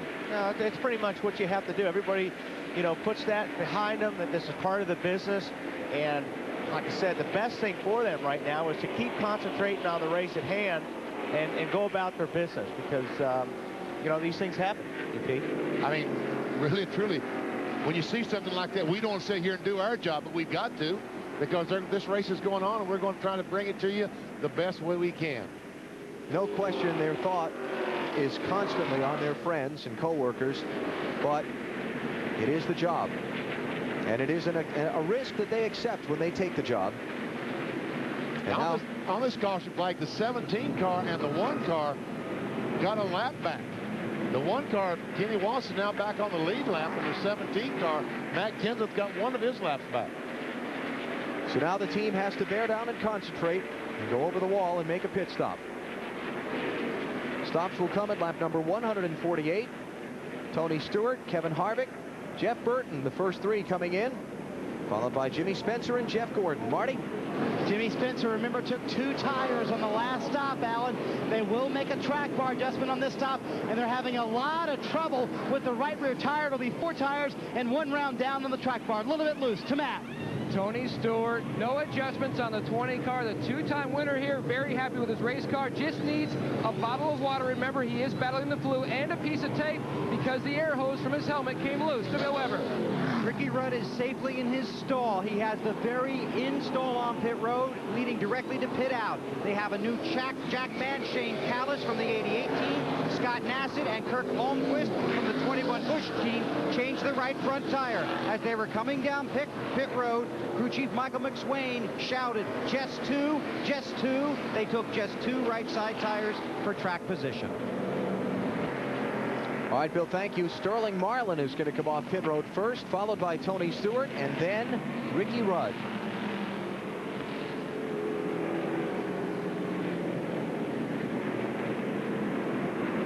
The exit of pit road might not have been very clean for Jeff Gordon and Jeff Green. Look at the left front fender on Gordon's car. Looks like the left front is bent in on Jeff Gordon's car, and we saw what that did to his car in Charlotte in the Coke 600. You ever see Jeff Gordon in his pits? Starts to leave his pit. All of a sudden, here comes Jeff Green. Everybody's getting out at the same time today. Yeah, that is not going to help Jeff's cause, I don't believe. He's not too happy about it either. Left front fender damage for Jeff Gordon. He's in the 9th position now, but he may have to come back to pit road and get that looked at. Under caution, we'll take a break. You're watching NASCAR on NBC. On pit road, he is now leaving pit road. He made contact with another car, bent the sheet metal up around the left front tire. They had another car look at it. They looked at it as it went by. They said, Jeff, you're going to have to come in. We're going to need to pull that away. Jeff radioed back that I barely made contact with the other car. They said there's a long way to go in this race. We have to come back and fix it so we don't take any chances. He was here only briefly. They pulled the sheet metal away from the left front and sent Jeff Gordon back out on the racetrack. So we talked at the beginning of this race about how crucial pit stops are, how much traffic there is down here. Unfortunately, it has been well documented here in many ways this afternoon, Alan. And it looks like, Bill, they've got it fixed pretty good. I mean, that thing was really bent up, and if Jeff would have known how bad it was bent, he would have definitely come in. But looks like they got that thing fixed. I watched him coming out of the pits, and you watch Jeff drive right up on the back of 31. I don't think he was real happy with Jeff Green on that. He did get into the rear bumper. Did Jeff do anything wrong? No, he didn't do anything wrong. But that's, 3 or 4 guys going for the same real estate, and Jeff got the worst of it, and he's not happy about it. Jeff Gordon was 9th. When he came off of pit road, he is now 27th. Well, he's got his work cut out for him, but the car was very good there right before this yellow, so he could make up a lot of ground. And we saw some more strategy on these pit stops, Marty. Yeah, Alan, Sterling Marlin came in 11th, out first. They took 2 tires again. Remember, they did that earlier in the race as well, and it really worked for Sterling. He was a little loose on that last run, so they put 1 round in the left side for Sterling Marlin, hoping to tighten him up. Today, Marty, standing by at the medical center down here in the infield, we've gotten some further reports on the incident on pit road for the 28 guys. First, let's update Bobby Burrell, who appeared to be the most seriously injured. He was actually transported to Jackson Hospital with head injuries. I tried to confirm whether he was conscious or unconscious, and they didn't know, so they really don't know his condition right now. He is on his way for further treatment. As for Johnny Bryan, the Jackman, he has a left knee injury and a concussion, but he is alert. He is being transported by ground to the Baptist Hospital nearby, so that is the condition of the Jackman. Kevin Hall, the front tire carrier, has multiple bruises. He will be treated here and will be released from here as far as we know. And the official who was injured, Kenny Lawson, just has some bruises. He'll be treated here and released soon. That's the update. That 28 is all over Sterling Marlin. Ricky Rudd's got some fire in his belly right now. But here comes Tony Stewart on the outside. Ricky Rudd wanted to get by Sterling Marlin. He wanted to lead a lap. He wants to win this race for his teammates. Plus, with Jeff Gordon having his problem and Rudd's team giving him the strategy, all of a sudden that point thing has turned the other way around. Rudd's running 3rd and Gordon's running back in 25th. And Rudd knows it. There it is. He was on the verge of being closed out a little while ago. And Stewart's on the inside of Sterling Marlin to the lead. Big wiggle, but he's able to hang on and take that lead away. Man, oh man, is that 20 car good.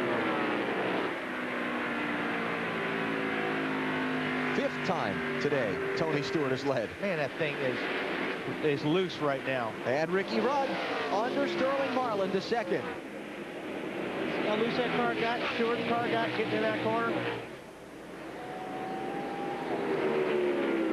Stewart. Sorry, Walt. I was just saying the pressure's being down is probably a lot of that. The tire pressures aren't built up to where they need to be yet. So these cars are real wiggly until you get that heat and that buildup in the tire. Make them a little bit harder, make them a little bit firmer.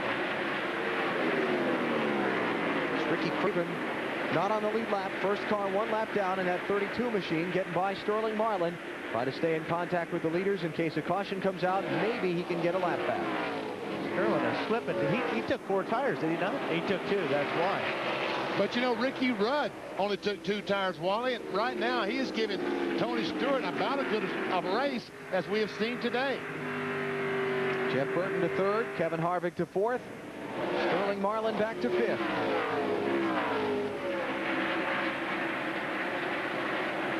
Next to challenge Marlin will be Casey Atwood in the 19.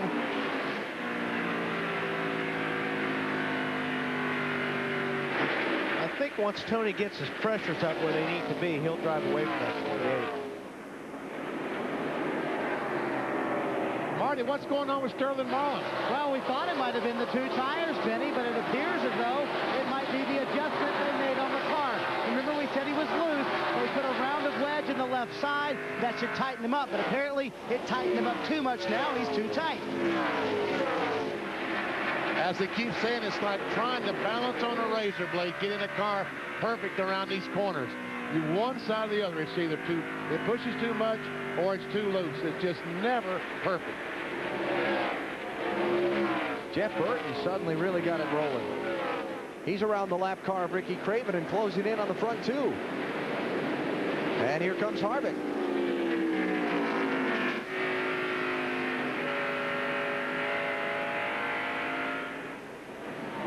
How about Burton? Running very, very well at this point. Up from the 19th starting spot, hoping to stop Tony Stewart's win streak at Homestead.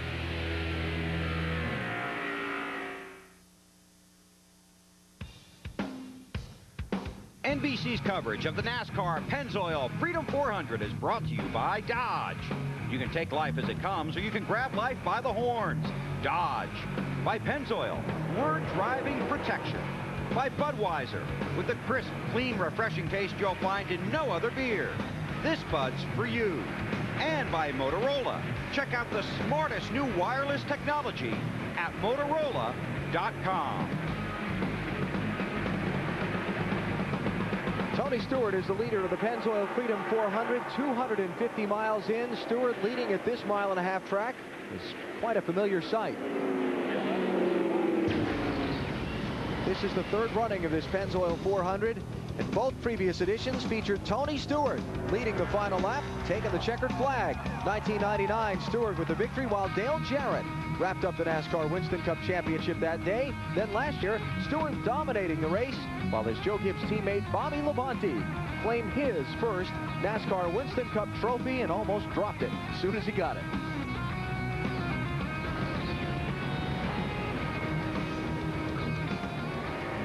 Stewart out in front for the 5th time today. Seems like between people playing strategy on the pit stops, he's losing the lead on pit road, not because his crew's not working well, but because other people are taking 2 tires, and then he's just marching right back. How about Bobby Labonte, his teammate? Currently in 11th position.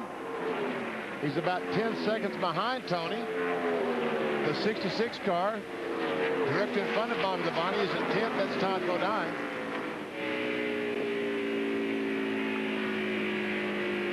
Marty, what's going on with Bobby?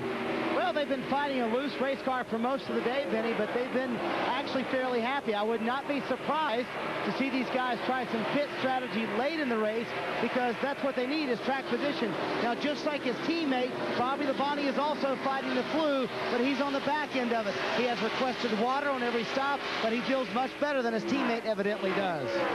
Did you see Todd Bodine just drive across the apron? He's all over that apron. He's been doing it every lap. But he's running 10th. Yeah, it's working for him. Todd taking just 2 tires on a stop a little bit ago. Speaking of Dale Jarrett, we saw him there in our flashback.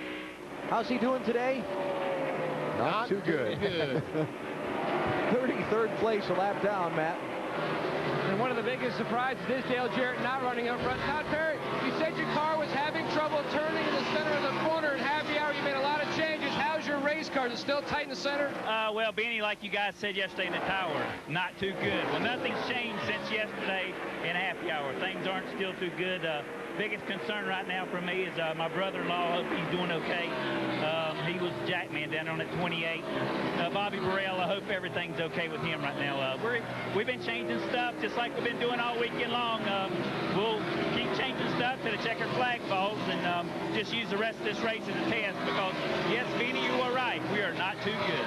33rd, one lap down, but obviously, Benny, their thoughts and prayers are with their teammates up pit road.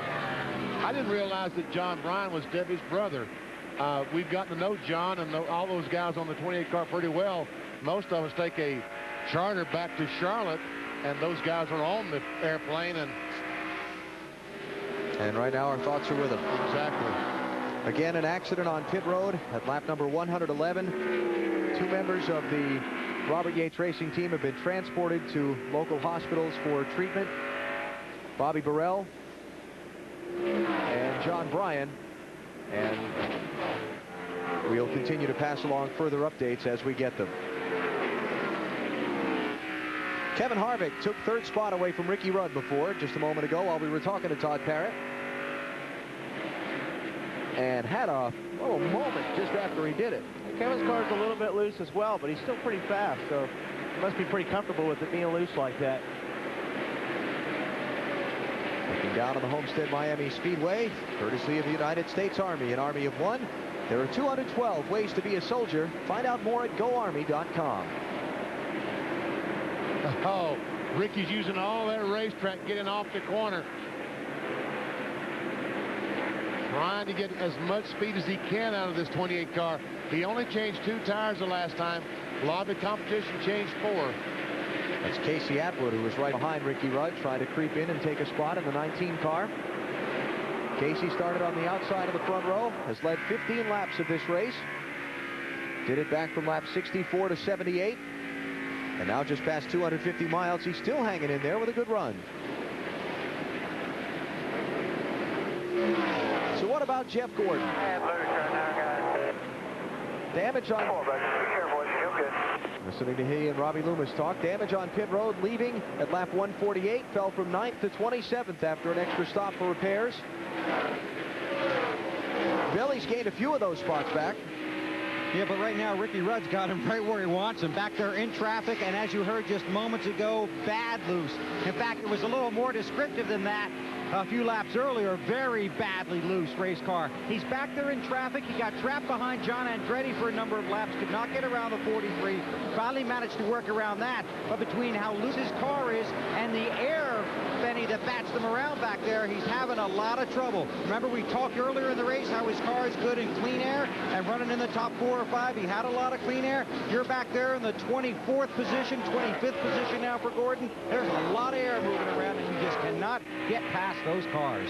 That's one thing that Jeff Gordon, Robbie Loomis, that entire crew, that's what they try to do, is stay up front, because this car runs beautifully in front, but it really struggles when it gets back in traffic. 370 or better at the end of the day, and Gordon wraps up the Winston Cup title. Less than that, it goes to Atlanta at noon Eastern time next Sunday on NBC. And get back to what Benny was talking about. The reason for that, these cars, they're so aerodynamic. You need all that air pushing down on the car by yourself to get the most grip as possible. When you're around other cars, they're kind of robbing you of some of that air, so you don't have the full downforce that you would all by yourself. Kevin Harvick, Ricky Rudd, Casey Atwood, and Bill Elliott racing for 3rd, 4th, 5th, and 6th behind Tony Stewart, just past 250 miles.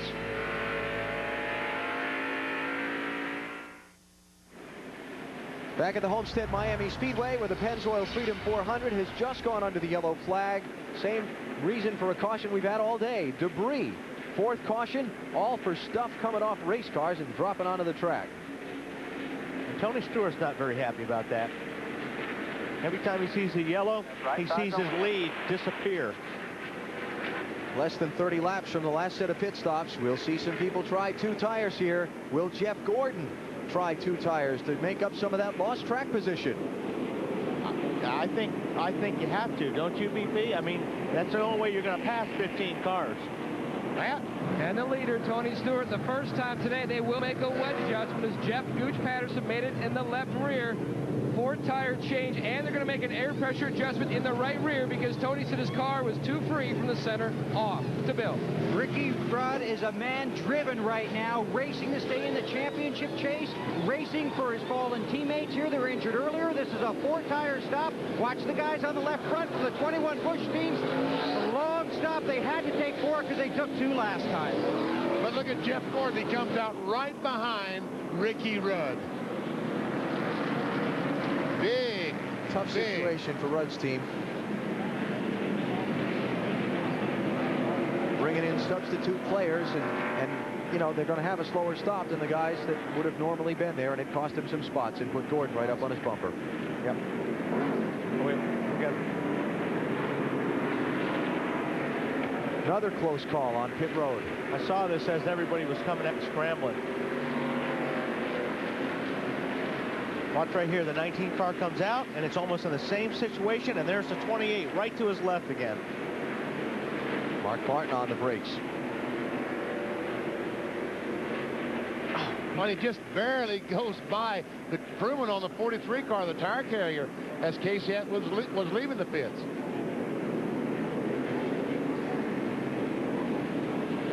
Marty Snyder.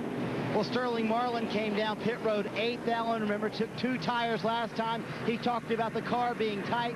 This time 4 tires. They talked about strategy also at the end of the race, wanting to do 2 tires under green. If it is under green at the end of the race, they took that round of wedge back out of the car to Dave Burns. Marty, Jimmy Spencer was running 14th. They took on 2 tires only, and he's all the way up to 2nd now. Now, that's a good gamble for them because the last time they took on 2 tires, they had a good run. The very last time, they took on 4 and made a big adjustment that helped them get better off the corner. So, the 26 team are making the right calls, and Jimmy's car is getting better. Got a lot of guys have taken 2 tires on this stop. We'll reset the situation for you and come back for the restart after this on NBC.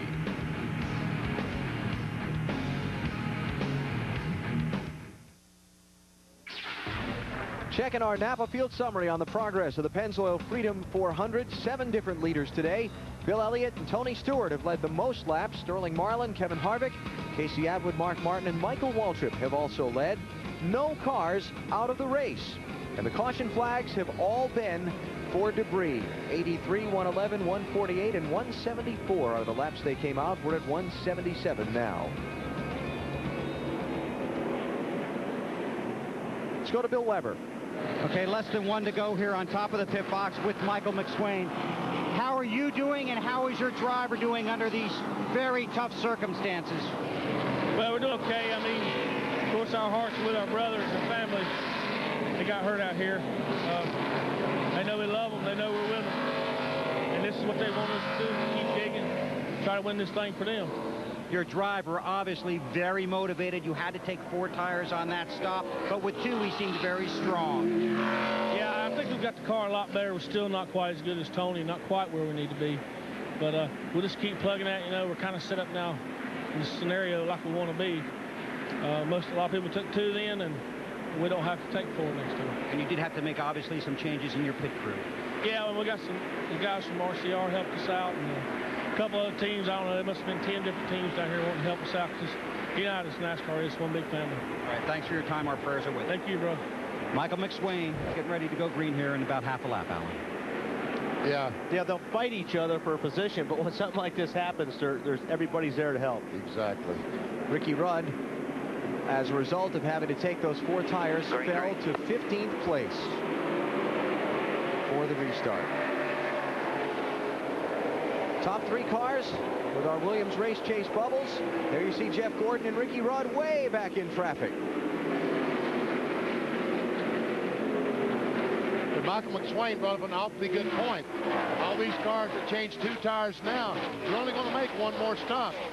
And we'll see them, all the guys that change 4 will only change 2 the next time. That's right, Benny. If they do it under green, that's going to be a big advantage for them to change only 2 tires. Tony Stewart around Mike Wallace for third. Coming up on Jimmy Spencer in the 26.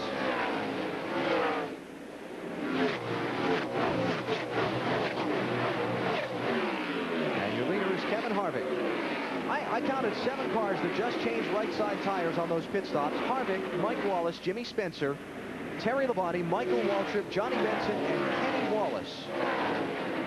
And this is the second time in a row that Kevin Harvick has only changed 2 tires. He must be landing on those left sides going the rest of the way. Sure doesn't look all that uncomfortable for him. No, I mean, he's running very well, but really, how's he going to change 4 the next time? Here comes Stewart, second spot. Couldn't quite cut under Spencer off that corner. But Jimmy's going to give him that position into 1. Why fight the inevitable? I was going to say. Gotta hang tough. Stay with him now. And I tell you what, Jeff Gordon almost had a big-time problem up in 3 and 4 that last lap. There he is as he tries to go by the 0-1 car. That's for 24th spot. And he was running 17th. Watch this up in turn 3 on the outside of the 31 car. Just gets you loose going in the corner and watch as he goes up the hill. And all those cars, all those positions, all those points going by him.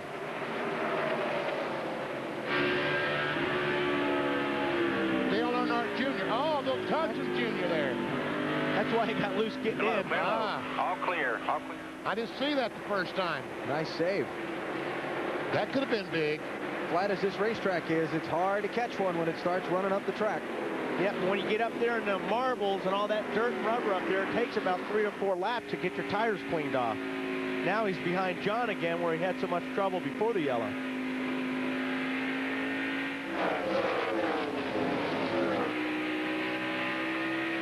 So he's racing Andretti for 26th place now. Only 28 cars on the lead lap. I say only, that's a lot, but whoa, look at Andretti. Way up the bank. And watching Leffler and the 09 car, Jeffrey Bodine, just lay on each other as they came off the second corner. They're not racing for a spot. And Dale Jarrett appears to be off the pace up in 3 and 4.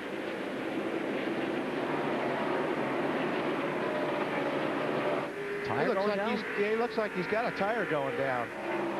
Can't get to the bottom to get to pit road. But meanwhile, Jeff Gordon does get by the 43 car. That's sure what it looks like on DJ, a flat tire. Right rear. No, the tire's up. I don't know. I got something wrong. I just can't tell you which tire it is right now. There it is. I got something wrong. I just can't tell you which tire it is. That side don't. Very low. Coming your way. So Dale Jarrett heading for the pit lane. Costly green flag stop. He's already back in 35th place, 1 lap down. And I don't think he can go the rest of the way on fuel. So I think he's going to have to stop again. 3rd place. Mike Wallace on Jimmy Spencer. Wallace in the 12 through. Jeff Burton follows him. And Jeff Burton is 99 car. Just before this last caution flag, he was about as fast as Tony Stewart. He might have the 2nd best car in the field. Matt, he's coming to you, the 88. Well, they're originally just going to change left side tires, Benny. Bob Jeffrey, the spotter, said the right sides look good, but DG said it felt like it might be something with the right rear. So then Todd, right before the 88 got to his box, said, let's go 4, let's go 4. So they are going to change 4 tires and not take a chance that they might miss the tire that's going down. How about Jeff Burton getting Mike Wallace loose into turn 1? Yeah. That's what you got to do here. If your car works good enough and you can get on somebody's bumper, that's the easiest way to pass somebody here at Homestead is to get the car in front of you loose so they slide up the racetrack and you just turn underneath them and pass them. Who'd have thought stock car racing would come to using air as an offensive tool? You just want to make sure you're good enough so they can't come back and do the same thing to you a couple laps later. Matt, what about the 88? Was it a flat tire? Benny, it looks like things have gotten a lot worse for Dale Jarrett. When he left pit road, they feel like now he may have a broken rear axle. They're talking about taking him back to the garage. Todd Parrott says it to the garage. Oh, man. There are no cars out of this race yet. Time spent behind the wall for repairs could put Dale Jarrett as a last place finisher. Wow. Wouldn't have thought that when the day started, even though things weren't too good yesterday in final practice. He's catching him. Tony Stewart in that orange number 20, slowly reeling in Kevin Harvick for the race lead. Though with those two tires, Harvick is still running a very quick pace. I mean, he's running very, very good. Bill, what's going on with the 29? Are they not going to change left sides again? Well, let's find out. We're with crew chief Kevin Hamlin down here in the pits. This morning you told me this car was no good. It's pretty good. Who told you that? You told me that. I didn't tell you that, Weber. Yeah, you did. Well, actually, we haven't been very good this weekend, and you know, we've been going back and forth between the AC Delco car and the GM Goodrich car and trying to get both of our setups the same. And finally, yesterday during the race, I went down there and told Todd, I said, Todd, you just need to give me all 4 springs and shocks after your race, and we'll just put them in our buggy and see what happens. So it's helped us out considerably, but that 20 and 99 are really fast.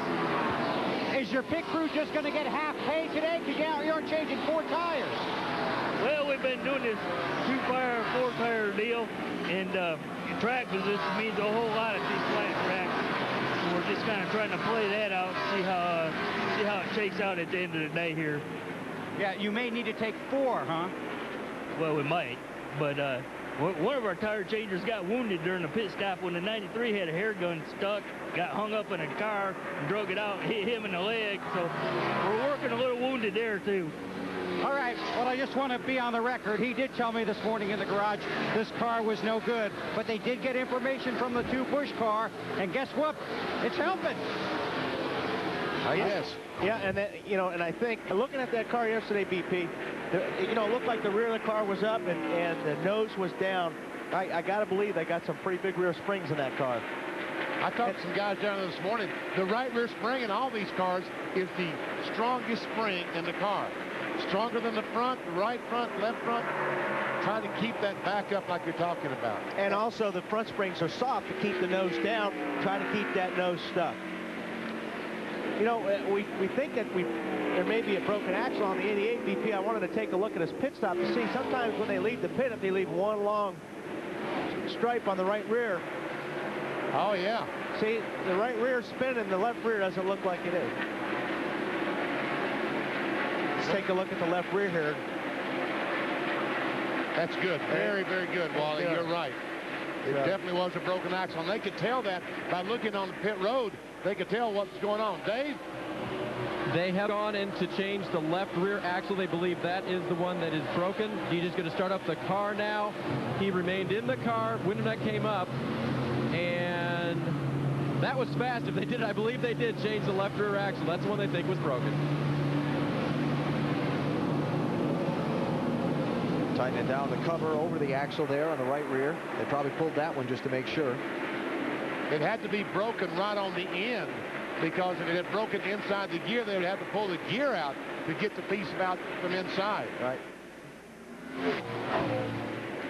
Slowly, very slowly, Tony Stewart is collapsing Kevin Harvick's lead. Hey, what? I'm impressed with that 29 car on 2 tires like that. I'm telling you, hey, he is not going to change tires the rest of the day. I mean, left side tires. He'll go in and change rights and get some fuel, but he might even change any tires the next time. And while we were talking earlier with Bill Weber, I believe it was, Michael Waltrip you saw pass Mike Wallace and move up to 4th. Michael Waltrip has finished no better than 5 laps down in the 2 previous races here, and he's running 4th. A terrific run for Michael. Started 8th, had a good run in the Busch Series race yesterday. New crew chief and a lot of confidence all of a sudden around Michael. There's his scoring serial. And the 17 car, Matt Kenseth, we talked to him on the radio at the very start of the race. How about his last 3 races been going so well, and he qualified better, and he's got a very good race car. But that alternator, that problem they had with the alternator has gotten him a couple laps down. He's got one of them back, but he's still 1 lap down in 29th position.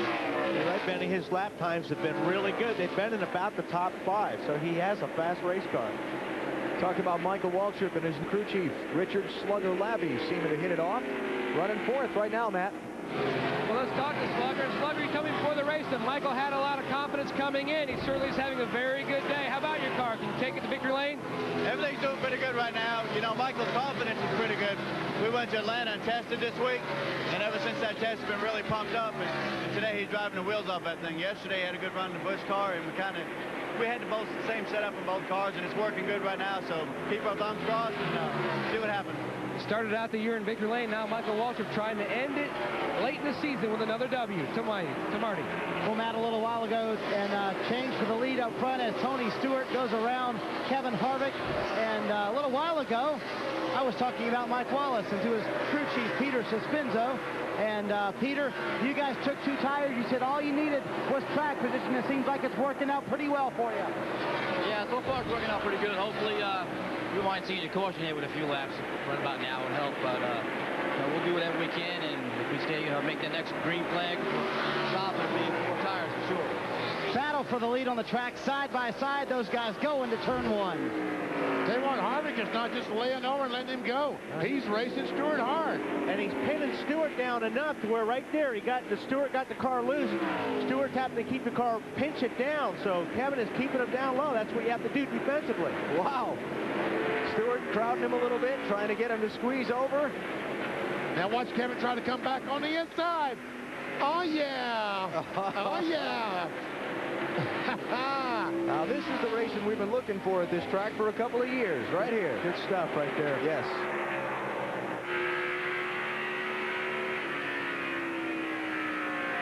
They're running awfully hard with 100 miles left to go. Well, they're having fun. Oh, yeah. And that's what this is all about. When you're a driver and you got a good race car and you're racing with another good driver who's got a good race car, this is why you race right here.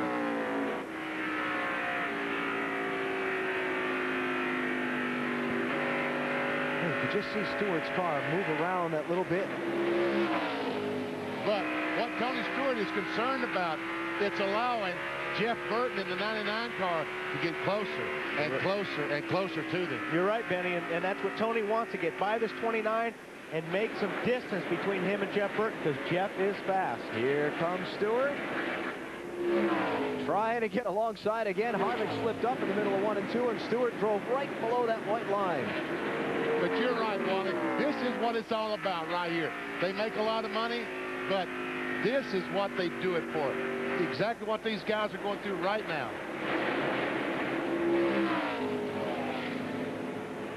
No quitting Harvick on this one. Yeah, that's good stuff. That's great stuff. Let's see if Stewart can clear him this time.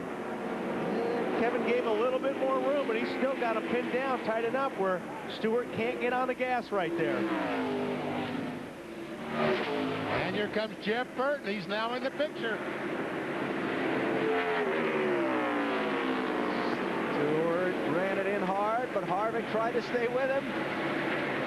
And Jeff is picking up this draft on these guys. That's helping him really catch him. Stewart finally takes that spot away. Was that 4 laps they ran like that? Tony Stewart finally back out in front. That's the toughest time he's had getting the lead all day. And he better look in the mirror, because here comes that 99 car. Now, how much trouble Jeff Burton going to have getting by Kevin Harvick? He turned under him, but is Harvick going to race Jeff Burton? No. Oh.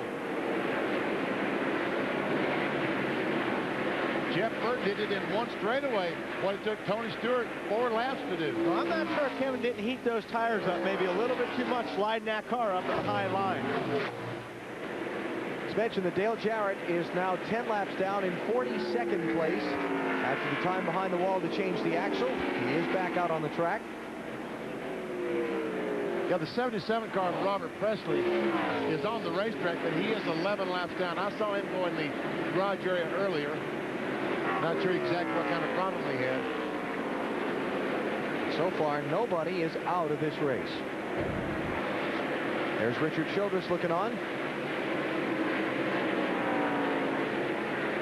Owner of Kevin Harvick's car, as well as the 31 that Jeff Green is driving today. Hey, Marty, what happened to 77 car when he went in the garage area? Benny, you ask, I'll give you the answer. I'll tell you.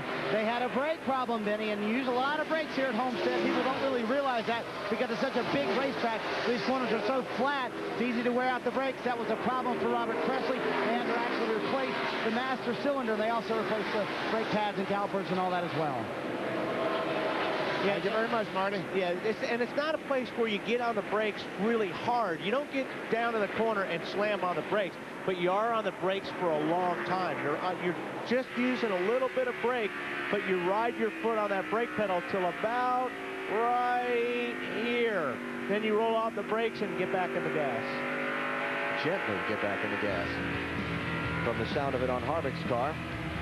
Inside the final 100 miles here at Homestead.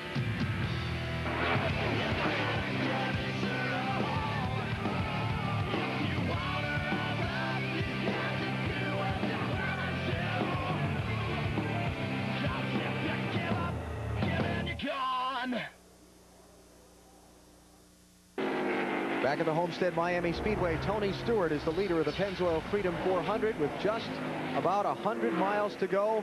Story of the day so far, an unfortunate pit accident at lap 111 in which two members of Ricky Rudd's crew were injured. Bobby Burrell and John Bryan taken to hospitals. Burrell with a head injury and Bryan with a left knee injury and concussion. And we have no further updates on their condition at this time. We'll bring that information to you as soon as we're able to get it. The would-be champion has been struggling, and he's come to pit road early. Bill Weber. Bad loose on these two tires, and a few laps ago Jeff Gordon radioed in and said, I'm sorry guys, I made a bad call going for two tires. This time it's a chassis adjustment and four tires trying to correct that loose condition. Jeff had to come in now. Robbie said it's okay, we're in our window, we're short pit, we'll make up as much as we can. There's a little bit longer than they'd hoped for right there. They've gone from a strong car running in the top 5 to running in the back of the pack. As long as the caution doesn't come out till everybody else makes a pit stop, Gordon's not going to be severely hampered. He'll have a chance to race back up through, but from now until everybody else pits about, what, 25 laps from now, 20 laps from now, they're going to be on pins and needles. Right. Well, he did lose one lap. I was trying to see if he was going to lose 2 laps, but it was only 1 lap. 1 7/8. Yeah, exactly. 1 and a bunch. Tony Stewart has cut off turn 4 now as Gordon comes to the start-finish line. So there's Stewart, orange car. He just tucked in behind Rick Mast up there. There's Tony. So say 1 3/4 laps. So just to get back to where he was, which was the last car on the lead lap, Gordon needs this to stay green through a cycle of pit stops. Yeah, the caution flag should come out right now. That would really hurt the 24 car. Expecting pit stops to be in the vicinity of lap 234 for the leaders. They were all in under the caution flag at 174, 60 laps. That had put them around 234. Then the question becomes, with 267 the race distance, 33 laps to go at that point, do you get just 2 tires? You won't need the full tank of fuel. Yep. My guess is they will just get 2 tires, yes, and 1 can of fuel. We got Rusty Wallace here. We were talking about how much you use the brake here. Let's go on board for our foot cam. See how much brake Rusty uses getting into the corner. He's off the brakes a long time. He's off the throttle a long time, too. And he's moving his foot off the brake. He's hitting the clutch pedal. That is strictly by accident. When Rusty views his tape and watches it, he will not realize that he's hitting that clutch until he sees it on tape. See how long he's on the brake? He's on the brake right to about the center of the turn. And it's not so much to slow the car down. It actually helps pin the nose down to the racetrack, helps the aerodynamic on the nose to make the front turn better. Hard on the brakes right here, then he'll start coming off the brakes, then start feeding the throttle very gently. And while we watch this, Matt Yoakum can tell us more about Rusty Wallace. Well, Alan, when you look at pit strategy for the spot on a pit stops, a number of teams are looking at 2 tires. Rusty Wallace actually tried 2 tires earlier in the race, just trying to get an idea if that may be the way they want to go on their last stop, but he didn't really like it. The car was skating, pushy, loose. A few other teams, though, the 5 of Terry Labonte and the 9 of Bill Elliott, are seriously considering making their last stop going with the 2-tire plan.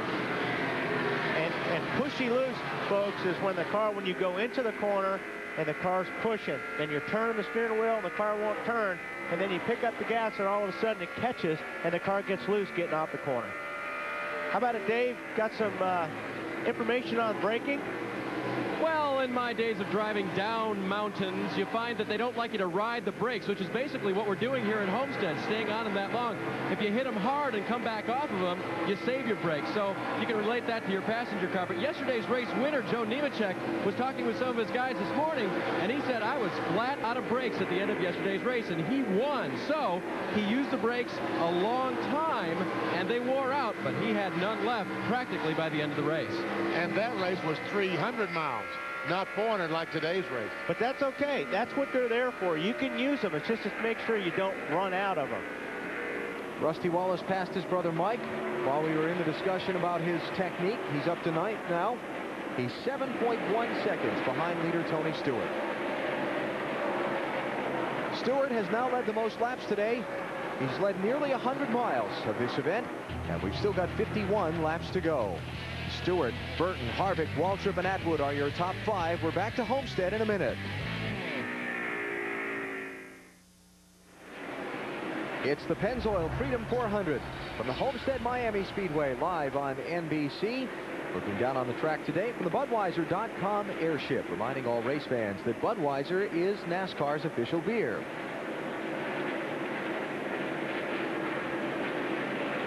.46 laps to go.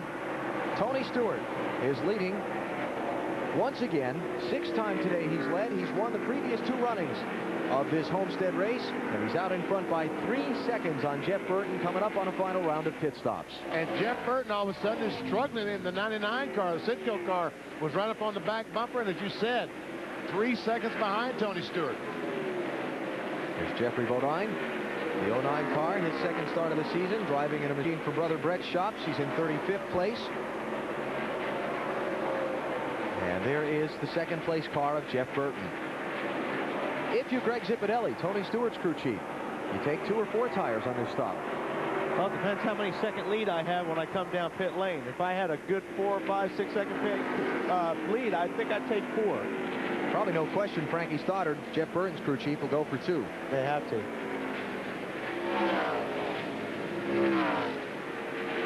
And we've seen some cars pit during a commercial break. Mike Wallace pitted the 12 car, was running about 10th or 12th, but was struggling. Trouble. Stacy Compton has hit the wall. Turn 1. Caution flag is out. Yeah, Mari. The leader has taken the caution. Jeff Gordon has been trapped back in 31st place. A lap down. The leader's already gotten the caution. Well, it'll all take 4 now, I guess, or most of them. Caution came out as Tony Stewart was coming off turn 4.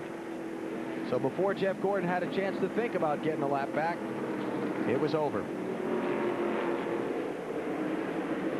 Now the pace car did not pick up the leader, so pit road is going to be closed this time. We a lap down now.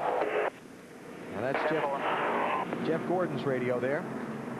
First crash we've had all day, and let's take a look at what happened. There comes the 92 cars trying to get under the 22. He got on the brakes. Talk about brakes. He really got on them hard. And when he did, he got it loose. See his hands fighting that steering wheel, too. Boy.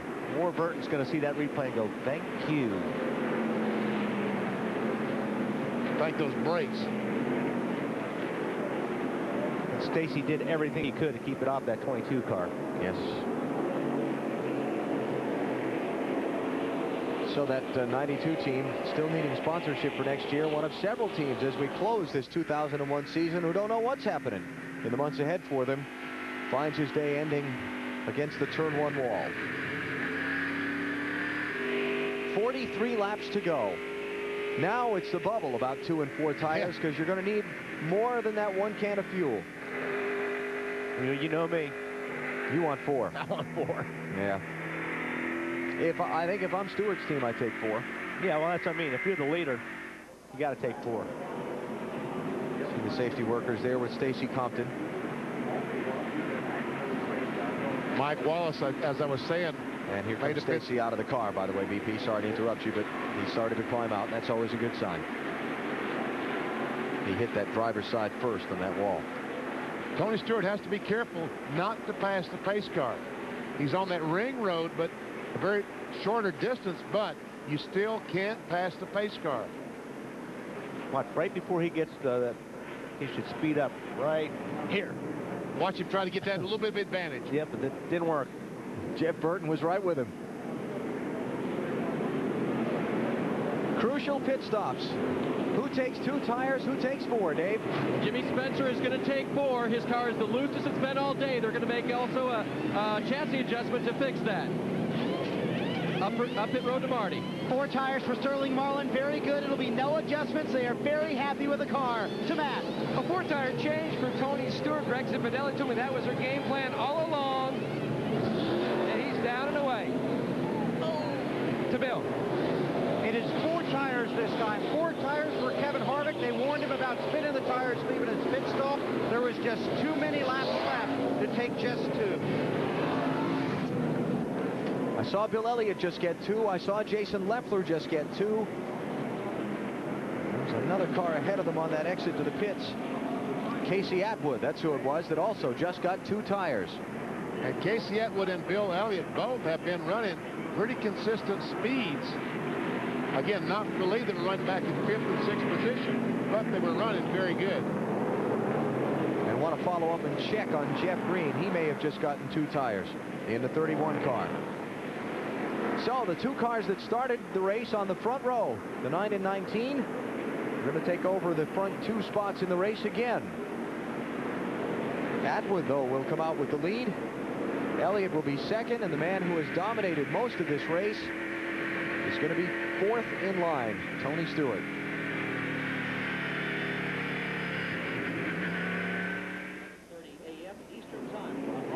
Clean it up down in turn 1. Well, he's got some cars to pass if he's going to stay undefeated at Homestead. Back for the restart after this.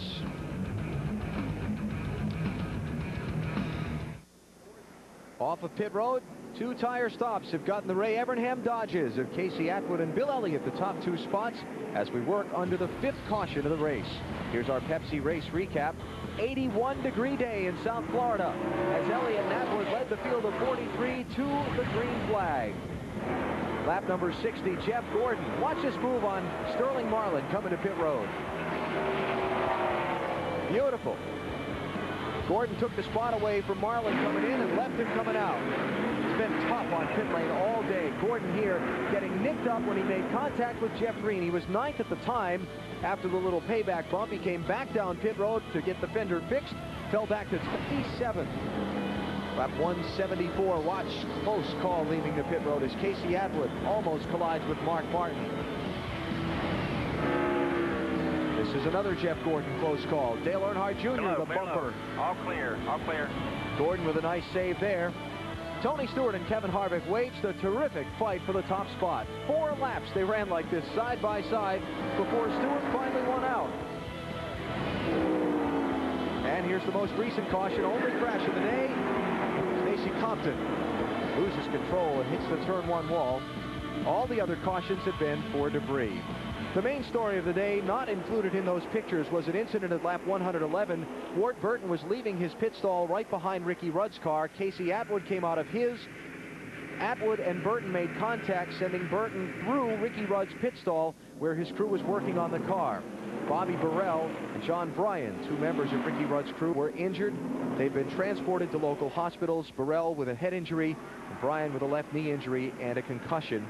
And those are the latest updates we have on those 2 gentlemen. My thoughts certainly with them. Ricky Rudd has continued on in the race. Rudd is running in 16th place. Jeff Gordon made a green flag pit stop. Then the caution came out. He is running in 29th, 1 lap down. And you see that Casey Atwood, with those 2 tires stopped, comes out first. Dave Burns. Well, I've been talking about these brakes situation here.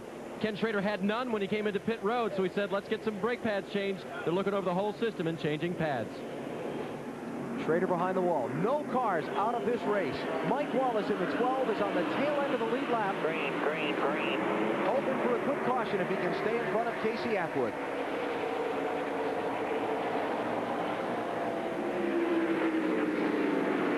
The 10 car of Johnny Benton in the same situation, and Benson gets on the inside of the 12 car.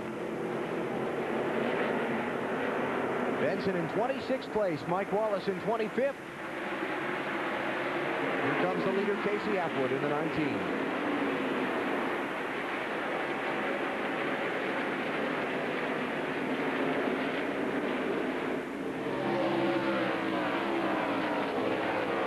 So Mike Wallace didn't pay off for him, staying on the track under that caution. And that pit stop that he made for tires, when he felt like his car was running badly, got to his window, decided to make a pit stop, change 4 tires. That strategy did not work out as well because the caution flag then came out and he caught him a lap down.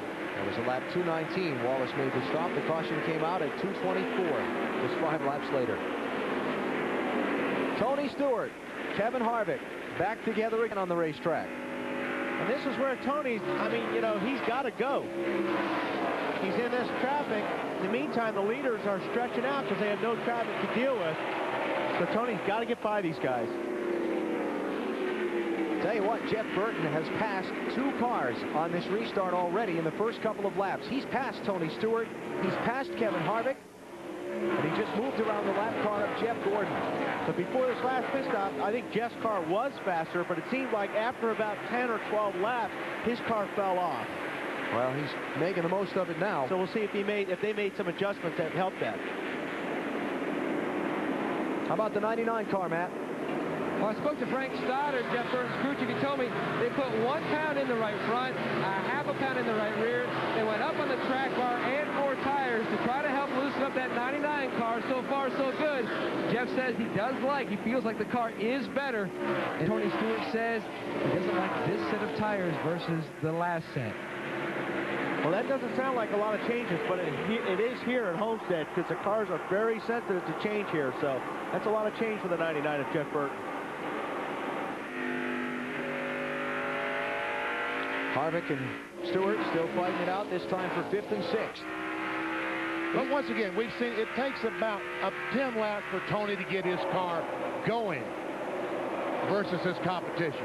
Question for you then is, 34 laps to go. By the time he uses 10 of those up to get going, does he have enough time to pass all those cars and get to Casey Atwood for another win? I don't think he does because Casey has stretched out a pretty nice distance between him and Tony Stewart right now. It was 4 seconds the last time by. Check it out. From Stewart up to the leader, Casey Atwood, 2nd car in the frame. Bill Weber. Well, Casey having a solid run, as you guys have been talking about. Ray Evernham, his car owner, and Sammy Johnson, crew chief, working with him on the radio. Early in the race, Benny talked about how this team was good at Phoenix. Well, here's why. They came here the week and tested early in the week, found something here that they thought would help them at Phoenix. They went to Phoenix and used that and found some more that they felt would help them here. Ray Evernham said he had a meeting with Casey Atwood on Tuesday and said, we're going to go down to Homestead, we're going to practice well, we're going to win the pole, and we're going to win the race. The only problem was Bill Elliott had the room bugged, and he won the pole. Yeah. Casey, though, qualifying on the outside of the front row. This is the 2nd time in the race he's led. He was out front earlier from lap 64 to 78. He's trying to put Johnny Benson back a lap down. That was a good move by Casey Atwood to go on the outside and not trying to force the issue and go to the inside. Earlier in the broadcast, Bill reported on what Ray Evernham had to say about all the rumors on Casey Atwood and his future with the team. Let's hear from Ray himself, his thoughts on Casey Atwood. Kid's got a lot of talent. Really, I expect him to be good here. He's real good at the flat track stuff, but it takes a lot of time to become a competitive Winston Cup racing. We talked about the other day, you know, he can go fast. Now he's got to learn how to race, and it's just going to take him some time to do that. And, you know, we just got to be patient and keep getting him seat time until he reaches that point. Well, exactly. I mean, and you know, that's what Ray's doing. Ray knows that it takes some time to get a rookie up to speed, especially in this series. I think Casey's doing a great job. The left side of his car is all used up. You see that? That must have been from the Ward Burton crash on pit road earlier. Right. Right. And Tony Stewart is losing spots. Michael Waltrip got behind the 15 car. His teammate, Bobby Labonte, is now right behind him. He's not going forwards, Tony isn't. He's going backwards. His car right in the center, it seems like, this is the worst I've seen it all day. He's not rolling through the center and getting on the throttle early like he has been all day long. And the report we get from Stewart's pit is he does not like the way this set of tires feels on his race car. Stacy Compton involved in the crash that brought out a caution a couple of minutes ago. Dave Burns is with him now. And I think we have another brake story, Alan. Stacy, is that what put you out? Problems with the brakes? Yeah, we, you know, I hate it for the guys at Kodiak Dodge. We ran good all day, and I was marching away to the front, and brakes had faded a little bit late in the run. I got to running pretty hard with Ward and a couple other cars, got to using them pretty heavy, and stepped on them off in the corner getting heavy, and just lost it. Tried to keep it out of Ward, and then around she went, we ended up backing in. I hate it for the guys. We had a good run going, but that's the way it goes sometimes. We'll go get them next week in Atlanta. Are you okay? Yeah, I'm fine. All right, he did walk out himself. He's going to walk away now. He said it was a pretty hard hit, though, about as hard as he ever wants to take. And Michael Waltrip, the 15 car, the Napa Chevrolet, goes by Kevin Harvick, moves into 5th. Great day for Mikey. Now let's mention that Ken Schrader has come back onto the track after the brake repairs on his car. He's back in 42nd place, though. Stacy Compton, the only driver out of this race. Let's go get that 31. Yes, Keith Barnwell, the spotter, talking to Michael Waltrip. Mikey started the race in 8th place. 99 is the only one on 4 tires in front of you, man. You're about a tenth and a half quicker. Come on. Only top 10 finishes Michael Waltrip has had this season were the 2 races at Daytona. Wow, that's it.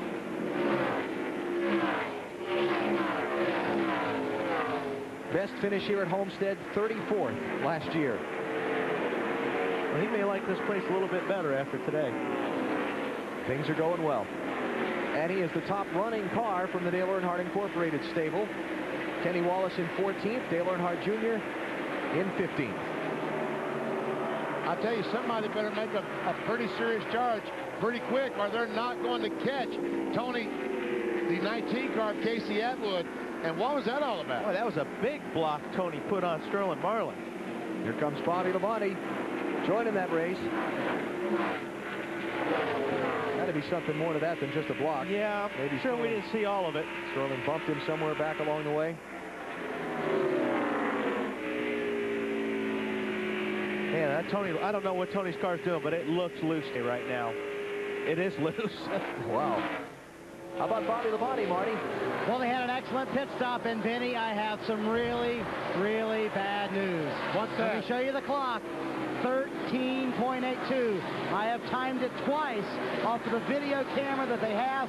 Jeff Chandler has been in this business for 17 years. He is one of the tire changers for Bobby Labonte. He swears this is the honest truth, and you owe them money this week. 13.82. Come on. It's under 13. Under 13. Come on, Benny. Marty, where have you been? I'm trying to help out Chandler. He's been doing this for 17 years. The man's retiring. He needs money. Sorry. Boy, Tony's got his hands full. Yes, he does. As Bobby Labonte goes by. Tony Stewart, who has dominated this race, is now back in 9th. 2nd place.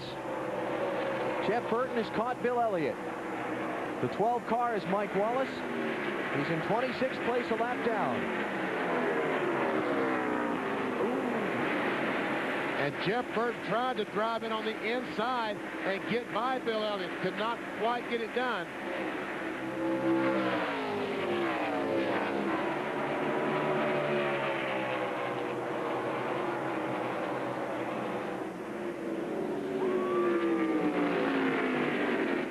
Elliott trying to get up and catch his teammate Casey Atwood, but the youngster is 5 seconds out in front.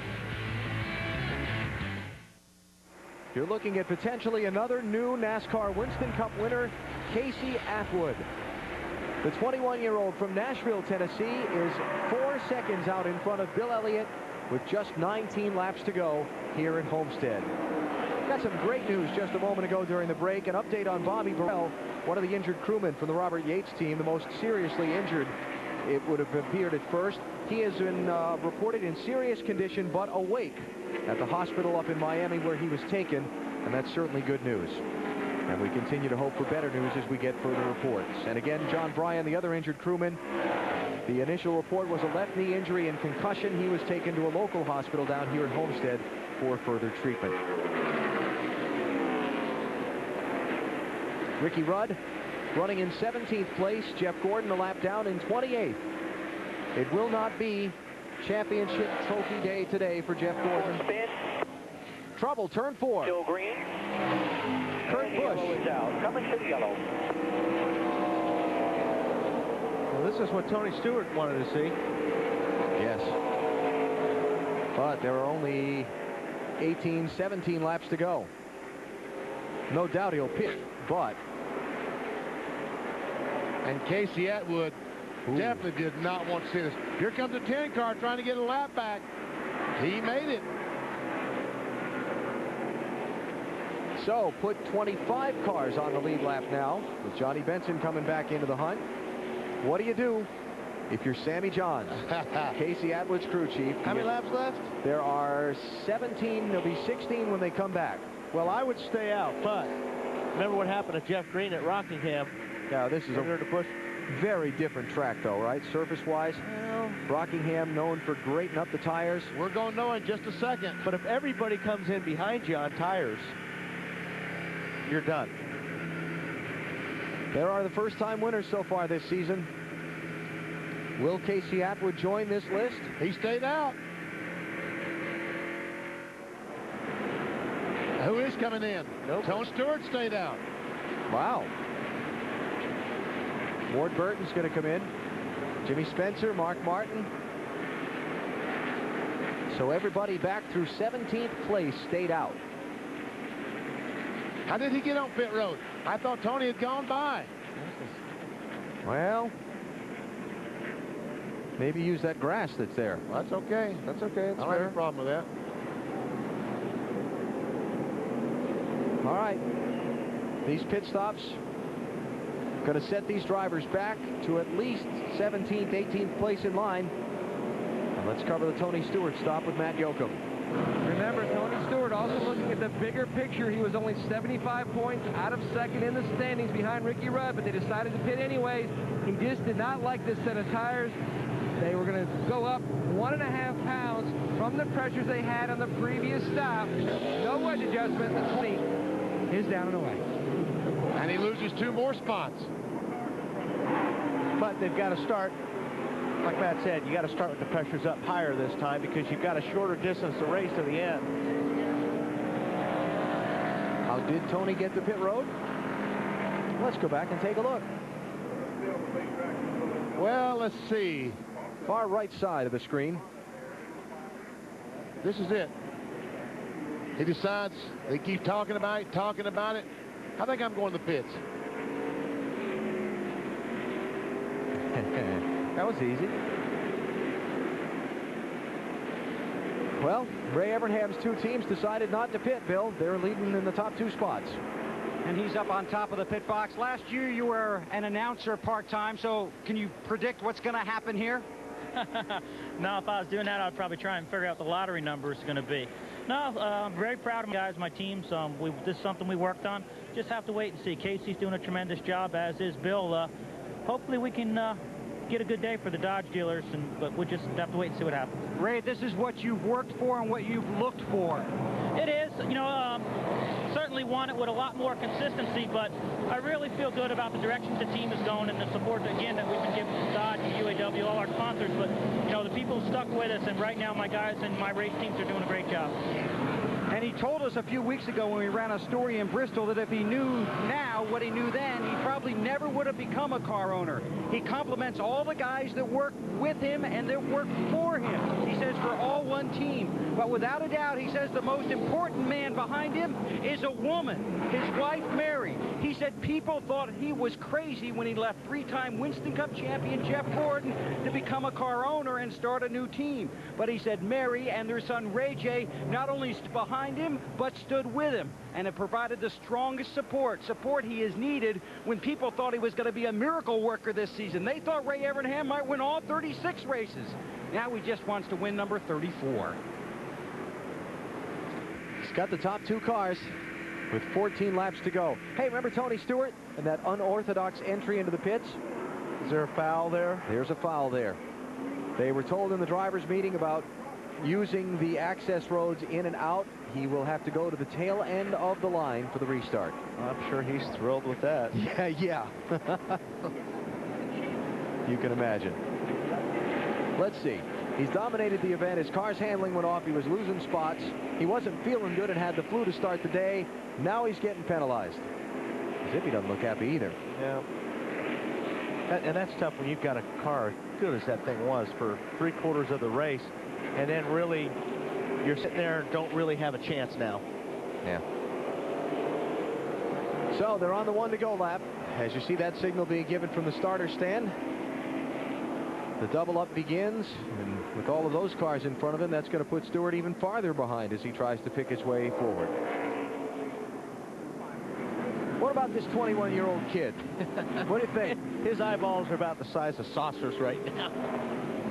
Casey Atwood trying to get his first NASCAR Winston Cup win. Tell you what, remember last year he came down here when he made those limited number of starts for Ray Evernham, getting his feet wet, and he finished 10th. Qualified 5th in this race a year ago. Got a good race car. Just got. I'm sure that Ray is talking to him now, but on the other hand, you've got a guy that's got a bunch of experience starting on your rear bumper that wants to win as bad as Casey does. That's Bill Elliott. And a long dry spell for Bill. Labor Day weekend 1994 was the last time Bill Elliott won a NASCAR Winston Cup race. 13 laps to go. There will be to settle the Pennzoil Freedom 400. Matt Kenseth is the first one a lap down in that yellow 17. He's in 26th place. Green, green, green.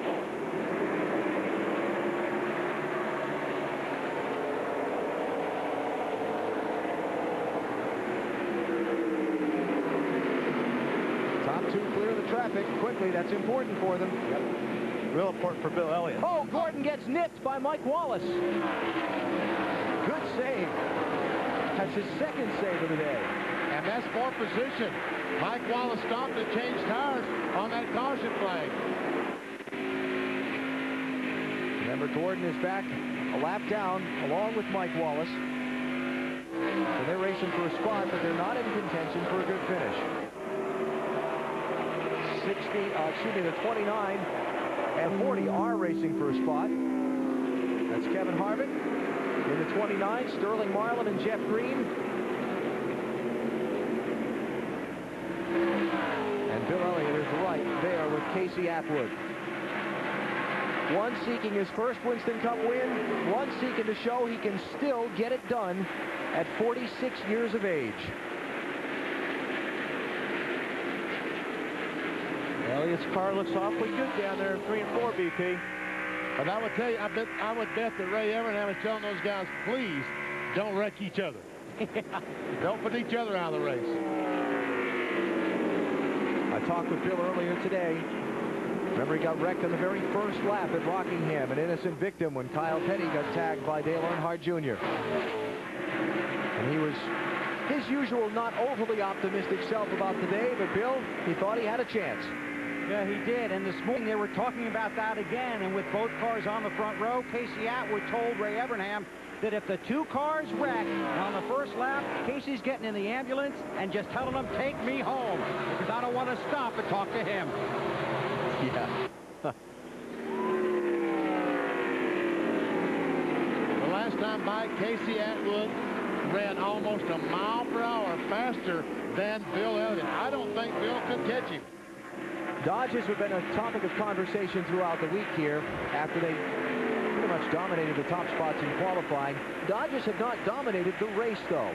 It was pit strategy that got them up front here at the end. Nobody's catching them, but they haven't dominated the day.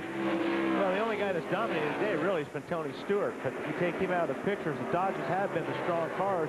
And I think that a lot of that reason is that aerodynamically they've got a good piece right now. Especially they've got a lot of air on the front of their car, which helps at a place like this. Inside the final 10 laps now, Jeff Burton, the third-place car. It's not running the same pace that the front two are. Let's check back on our championship story that we began the day with. Ricky Rudd has soldiered on despite the accident that injured members of his pit crew. He's in 16th place. Jeff Gordon, short pitted, got caught by a caution. He's in 28th, a lap down. There'll be no Winston Cup Trophy ceremony today. It'll go on to Atlanta next Sunday, the Napa 500. And you'll see it beginning at noon Eastern time on NBC. Jason Leffler in that 01 car is running in 10th place. Good day for him. There's our schedule for next weekend. TNT on Saturday. Winston Cup final practice. We'll also have coverage of the ARCA Series event in Atlanta for you. And that Napa 500 next Sunday.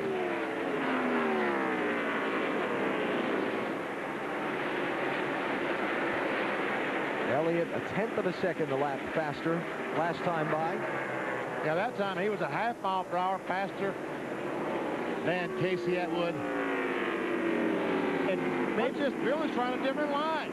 Well, I was just going to say, BP, that, you know, Casey's running in clean air, so maybe Bill's going to have to change his line and get that air on his car to make that car stick a little bit better. Even if he ends up second, somewhat of a turnaround for Bill Elliott. His last top 10 finish was at Darlington Labor Day weekend. He may not be willing to settle for second, though. Look at this. How can a high line on a track with no banking be faster? The aerodynamics, just what Wally was talking about, going up there and getting some clean air. See, when he gets behind, he gets the aero push, and he can't drive up behind Casey Atwood.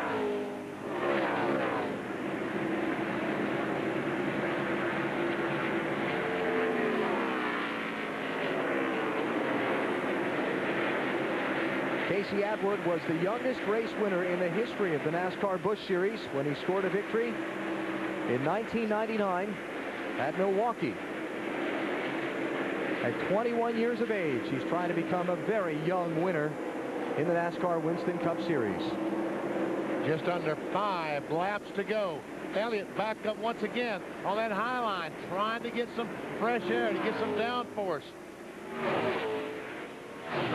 This is 6th place. Dave Blaney trying to get it from Kevin Harvick. Haven't really talked about Blaney a lot all day, but he's been very solid, either at the back end or just outside of the top 10. And a battle for the lead. Here comes Elliott on the inside. Got him. Bill Elliott out front. 4 laps to go. And Ray Everham almost had a heart attack just then. He closed that up in a hurry.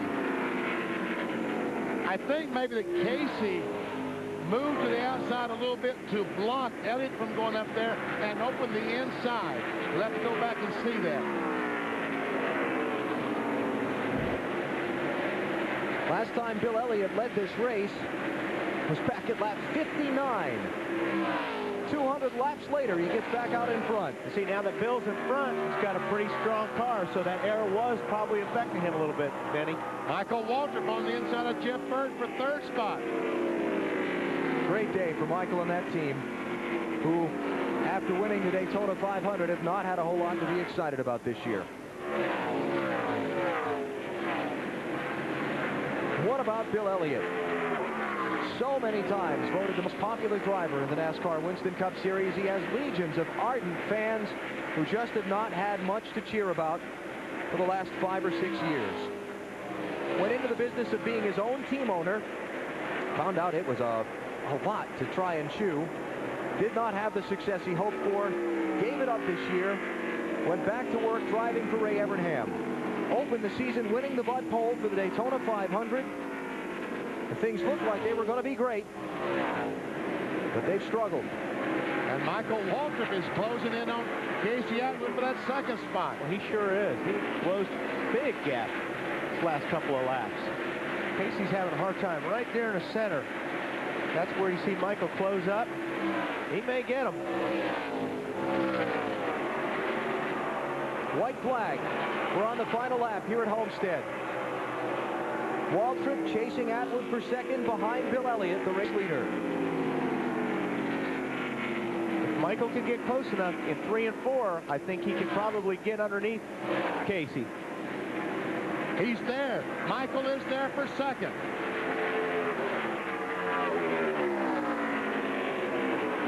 And he protects the bottom. Waltrip the second. 227 races ago. Bill Elliott took the checkered flag in the Southern 500 at Darlington. He's done it today at Homestead. Elliott is your winner.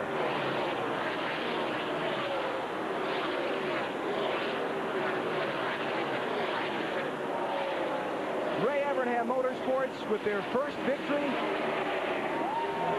And Bill Elliott with his 41st NASCAR Winston Cup Series win, and boy, is this going to be a popular victory. Yeah, it really is. I mean, long time coming for Bill, and Ray Evernham has put a lot of effort into this race team. Attaboy, Bill. Dave Burns. I'm going to tell you what, Ray Evernham is a fast man. He sprinted all the way down from the 19-car pit to the 9 pit, and now high fives all around for his entire team. And it's just unbelievable down here. We'll wait and see if we can get a spot at all. I've still got my eye on it, but I tell you what, those are the moves of a 20-year-old, like his driver of the 19 car, not like a 46-year-old, the driver of the 9 car. Let's just jump in here, Ray. Oh, well, let's, get everybody in here. You've got Mike Ford right here, crew chief of the winning car, Ray Evernham owner, Sammy Johns, crew chief of the 19. Okay, Ray, let's start with you. I mean, that was incredible the last few laps. How about these two guys? Oh, man, I'm telling you, they've made my life. I'm telling you, it was, you can't ask for a better weekend. They did a great job, both of them. Both of them. Mike, how does this feel? You know, Bill was trying to break that huge drought. You know, it's unbelievable. It hasn't really sunk in yet, you know. As a kid, I was a fan of Bill's in high school. You know, it was when he won the million. I was still a kid. I was a fan. You know, to watch him do that burnout right there is incredible. He didn't do burnouts when you were a kid, though, did he? No, not at all. You know, I love it. I mean, it's unexplainable right now. I don't know what to say. You know, with the 19 running up there, you know, we had to race him, and that's what it's about right there. All right, Mike Ford, the crew chief of the winning cars, and number 9 of Bill Elliott doing burnouts, Alan. He's enjoying it, and rightfully so. It's been a long time. Listen to the crowd screaming for Bill Elliott.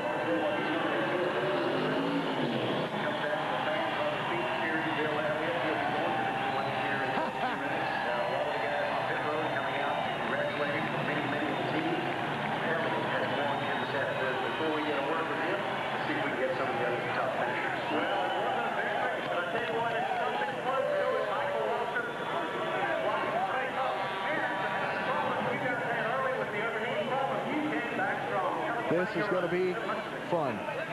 It's been a long time since we've seen a smile that wide on Ray Evernham's face and on Bill Elliott's face. Let's go take a look at how Bill Elliott got the lead from Casey Atwood. Well, Bill Elliott had been running on the outside going to the corner, and I think Casey might have moved up the racetrack a little bit trying to protect that. No, it looked like Casey just got in the corner, got a little bit loose, and had to go up the racetrack to chase it. Yeah, it looked like he got him a little arrow loose right there at the end, Benny. That came as they were coming to 5 to go. They're setting up victory lane in that chaos. We'll hear from Bill Elliott when we come back to Homestead in a minute. NASCAR on NBC continues from Homestead, Florida with the Autotrader.com post-race show. Exciting finish for the Pennzoil Freedom 400. Bill Elliott taking the lead from his teammate Casey Atwood with 5 laps to go to score his 41st NASCAR Winston Cup Series win.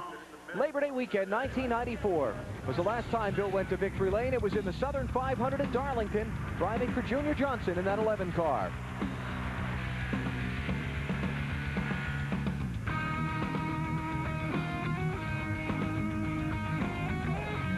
for Bill Elliott. It's been a long time, a lot of wonders. If at 46 years old he could still get it done. Bill Weber, the answer is yes. Well, on Veterans Day, one of the most popular veterans in the history of NASCAR Winston Cup racing is in Victory Lane here at Homestead, Florida. Congratulations. This is the kind of day that you have fun. Come on, guys, pinch me. It's just like Friday. You know, these guys work hard, and we struggle kind of off and on all day long. And, you know, they never give up on me. And we decided to put 2 tires on, and that really brought my car alive because I was really tight with 4 tires. And I got to Casey, and I didn't think I was ever going to pass him. And I finally got him loose enough down there in 3 and 4 that I was able to drive on by. If the caution had not come out, could you have caught him? I'd have never caught him. I was only getting about 1/10 or 2/10 a lap, and there was too many laps left to go. Bill, last week you told us that when you get to a certain age, some of the weekends aren't as much fun anymore. There were a lot of people that maybe wondered if you would get back to Victory Lane. Did you ever doubt it?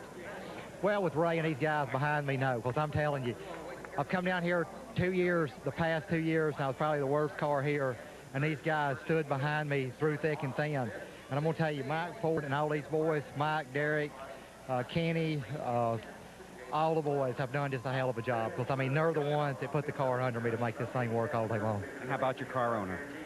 I got to put a couple of credits in for Ray, too. You know, he believed in me for doing this deal, and I think a lot of people thought he was crazy for picking me. But, you know, it's turned out to be a great relationship. Ray's been great to me, and, you know, I can't say enough about, you know, Dodge and all the folks that's really helped us out, Valvoline, Steel, Coca-Cola, and all the fine people that put this car on the racetrack each and every week. You know, I feel like a sponsor guy here, but, you know, that's a part of what we do. You know, UAW's been a great part of this deal, and, you know, we just got to keep working. We got to get better. You know, we were great here today, and that's what it's all about. How about your fans, Bill, that have stood with you for so long? Well, it's been a long dry spell, but, you know, several weeks ago I won on a dirt track. I come here and I won today, so I've learned something. Congratulations. Welcome home to Victory Lane. At home in Victory Lane here in Homestead, and Casey Atwood, his teammate, is in here somewhere. And we'll see if we can find him, but it's a little crazy right here. Alan? Good luck in that crowd, Bill. The bell's ringing in the Dawsonville Pool Hall. Right, that's the celebration when Bill Elliott wins a race. They rang it a couple of weeks ago when he won that dirt track race. I'll bet it's ringing right now in North Georgia. What a scene. Story of this race today was back at lap number 111. When Ward Burton left his pit stall, he bounced off Casey Atwood and hit 3 members of Ricky Rudd's team as well as a NASCAR official. The 2 members who were most seriously injured, Bobby Burrell and John Bryan, taken to local hospitals. There's another view. Burrell awake, listed in serious condition with a head injury. John Bryan, last report, a left knee injury and concussion for him. And that's where the damage came from on the left door of Casey Atwood's car. And you can see just those 3 guys tumbling. Matt Yocums with Ward Burton. And Alan, the atmosphere back here at the 29 hauler is very quiet. And Ward, this is the worst nightmare for any driver to have an incident like that on pit road. Do you remember what happened? It happened so fast. I was pulling out. I know there was one car on the outside of me. I don't know whether somebody came up really quick or what, but whatever. When I came out, we threw me back into the 28. Feel horrible about it. I know that it's very difficult for you to focus. How do you focus when something like that happens? Pretty difficult. Kept asking Tommy, see how the guys are doing. Head to the hospital in a few minutes. Ward Burton, very emotional after what took place earlier today. Marty?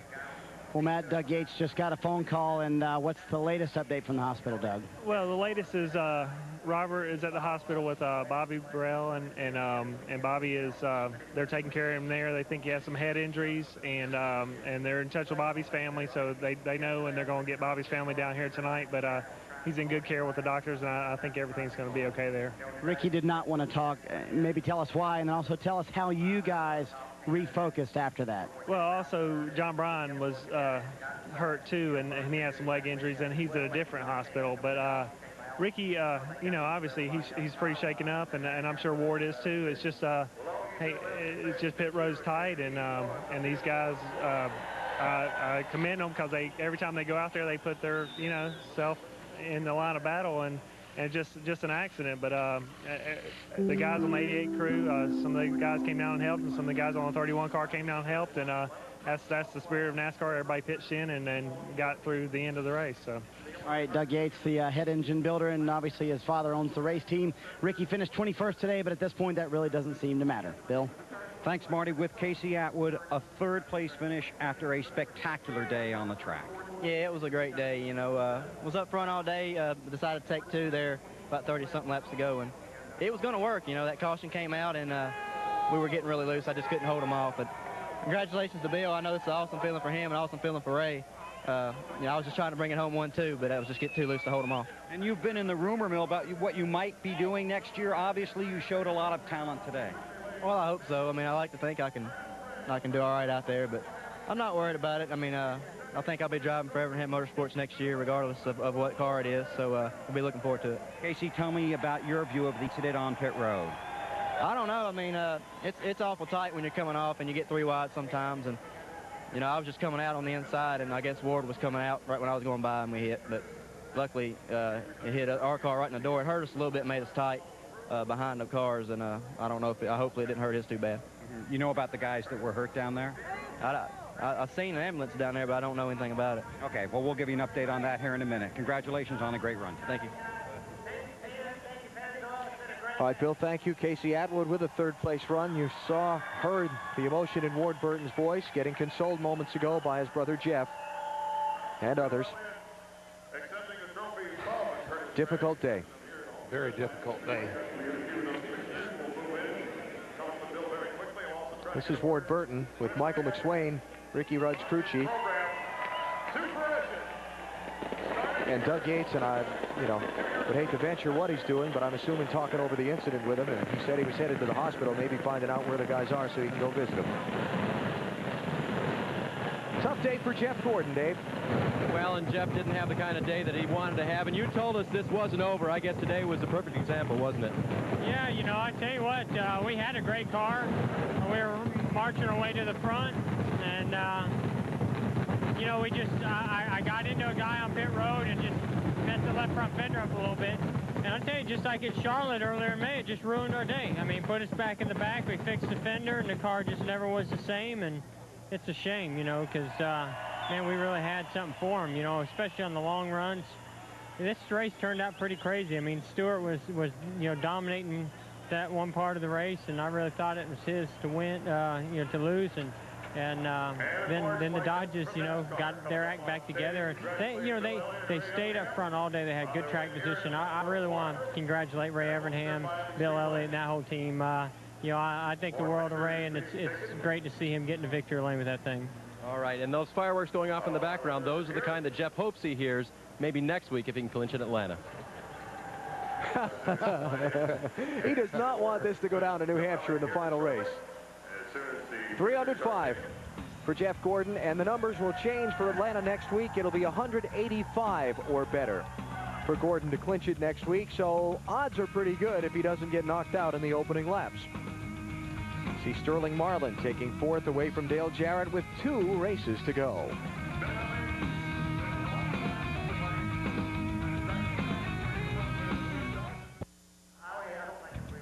Here are the final results from today's Pennzoil Freedom 400. Bill Elliott with his first win of 2001. Michael Waltrip, congratulations, Mikey. A terrific run for you. Dave Blaney back in the 6th position. Top 10 for Jason Leffler. Good run for Jason. And Jeff Green, a 9th place run. Terry Labonte, one of his best runs of the season. Little bright news there for the 2-time champ. See the 2 Wallace brothers, 12th and 14th. Earnhardt Jr. fought back from a lap down earlier to finish 15th. Kyle Petty, 43rd to 16th, and Tony Stewart wound up 19th. Tough deal. See, 25 cars finished in the lead lap. Jimmy Johnson, the last car, and Mike Wallace leads the group of cars 1 lap down. There's Gordon, we just talked to, 28th, a lap down, while Rudd was 21st. Extremely low attrition in this one. Only 1 car of the 43 starters failed to finish.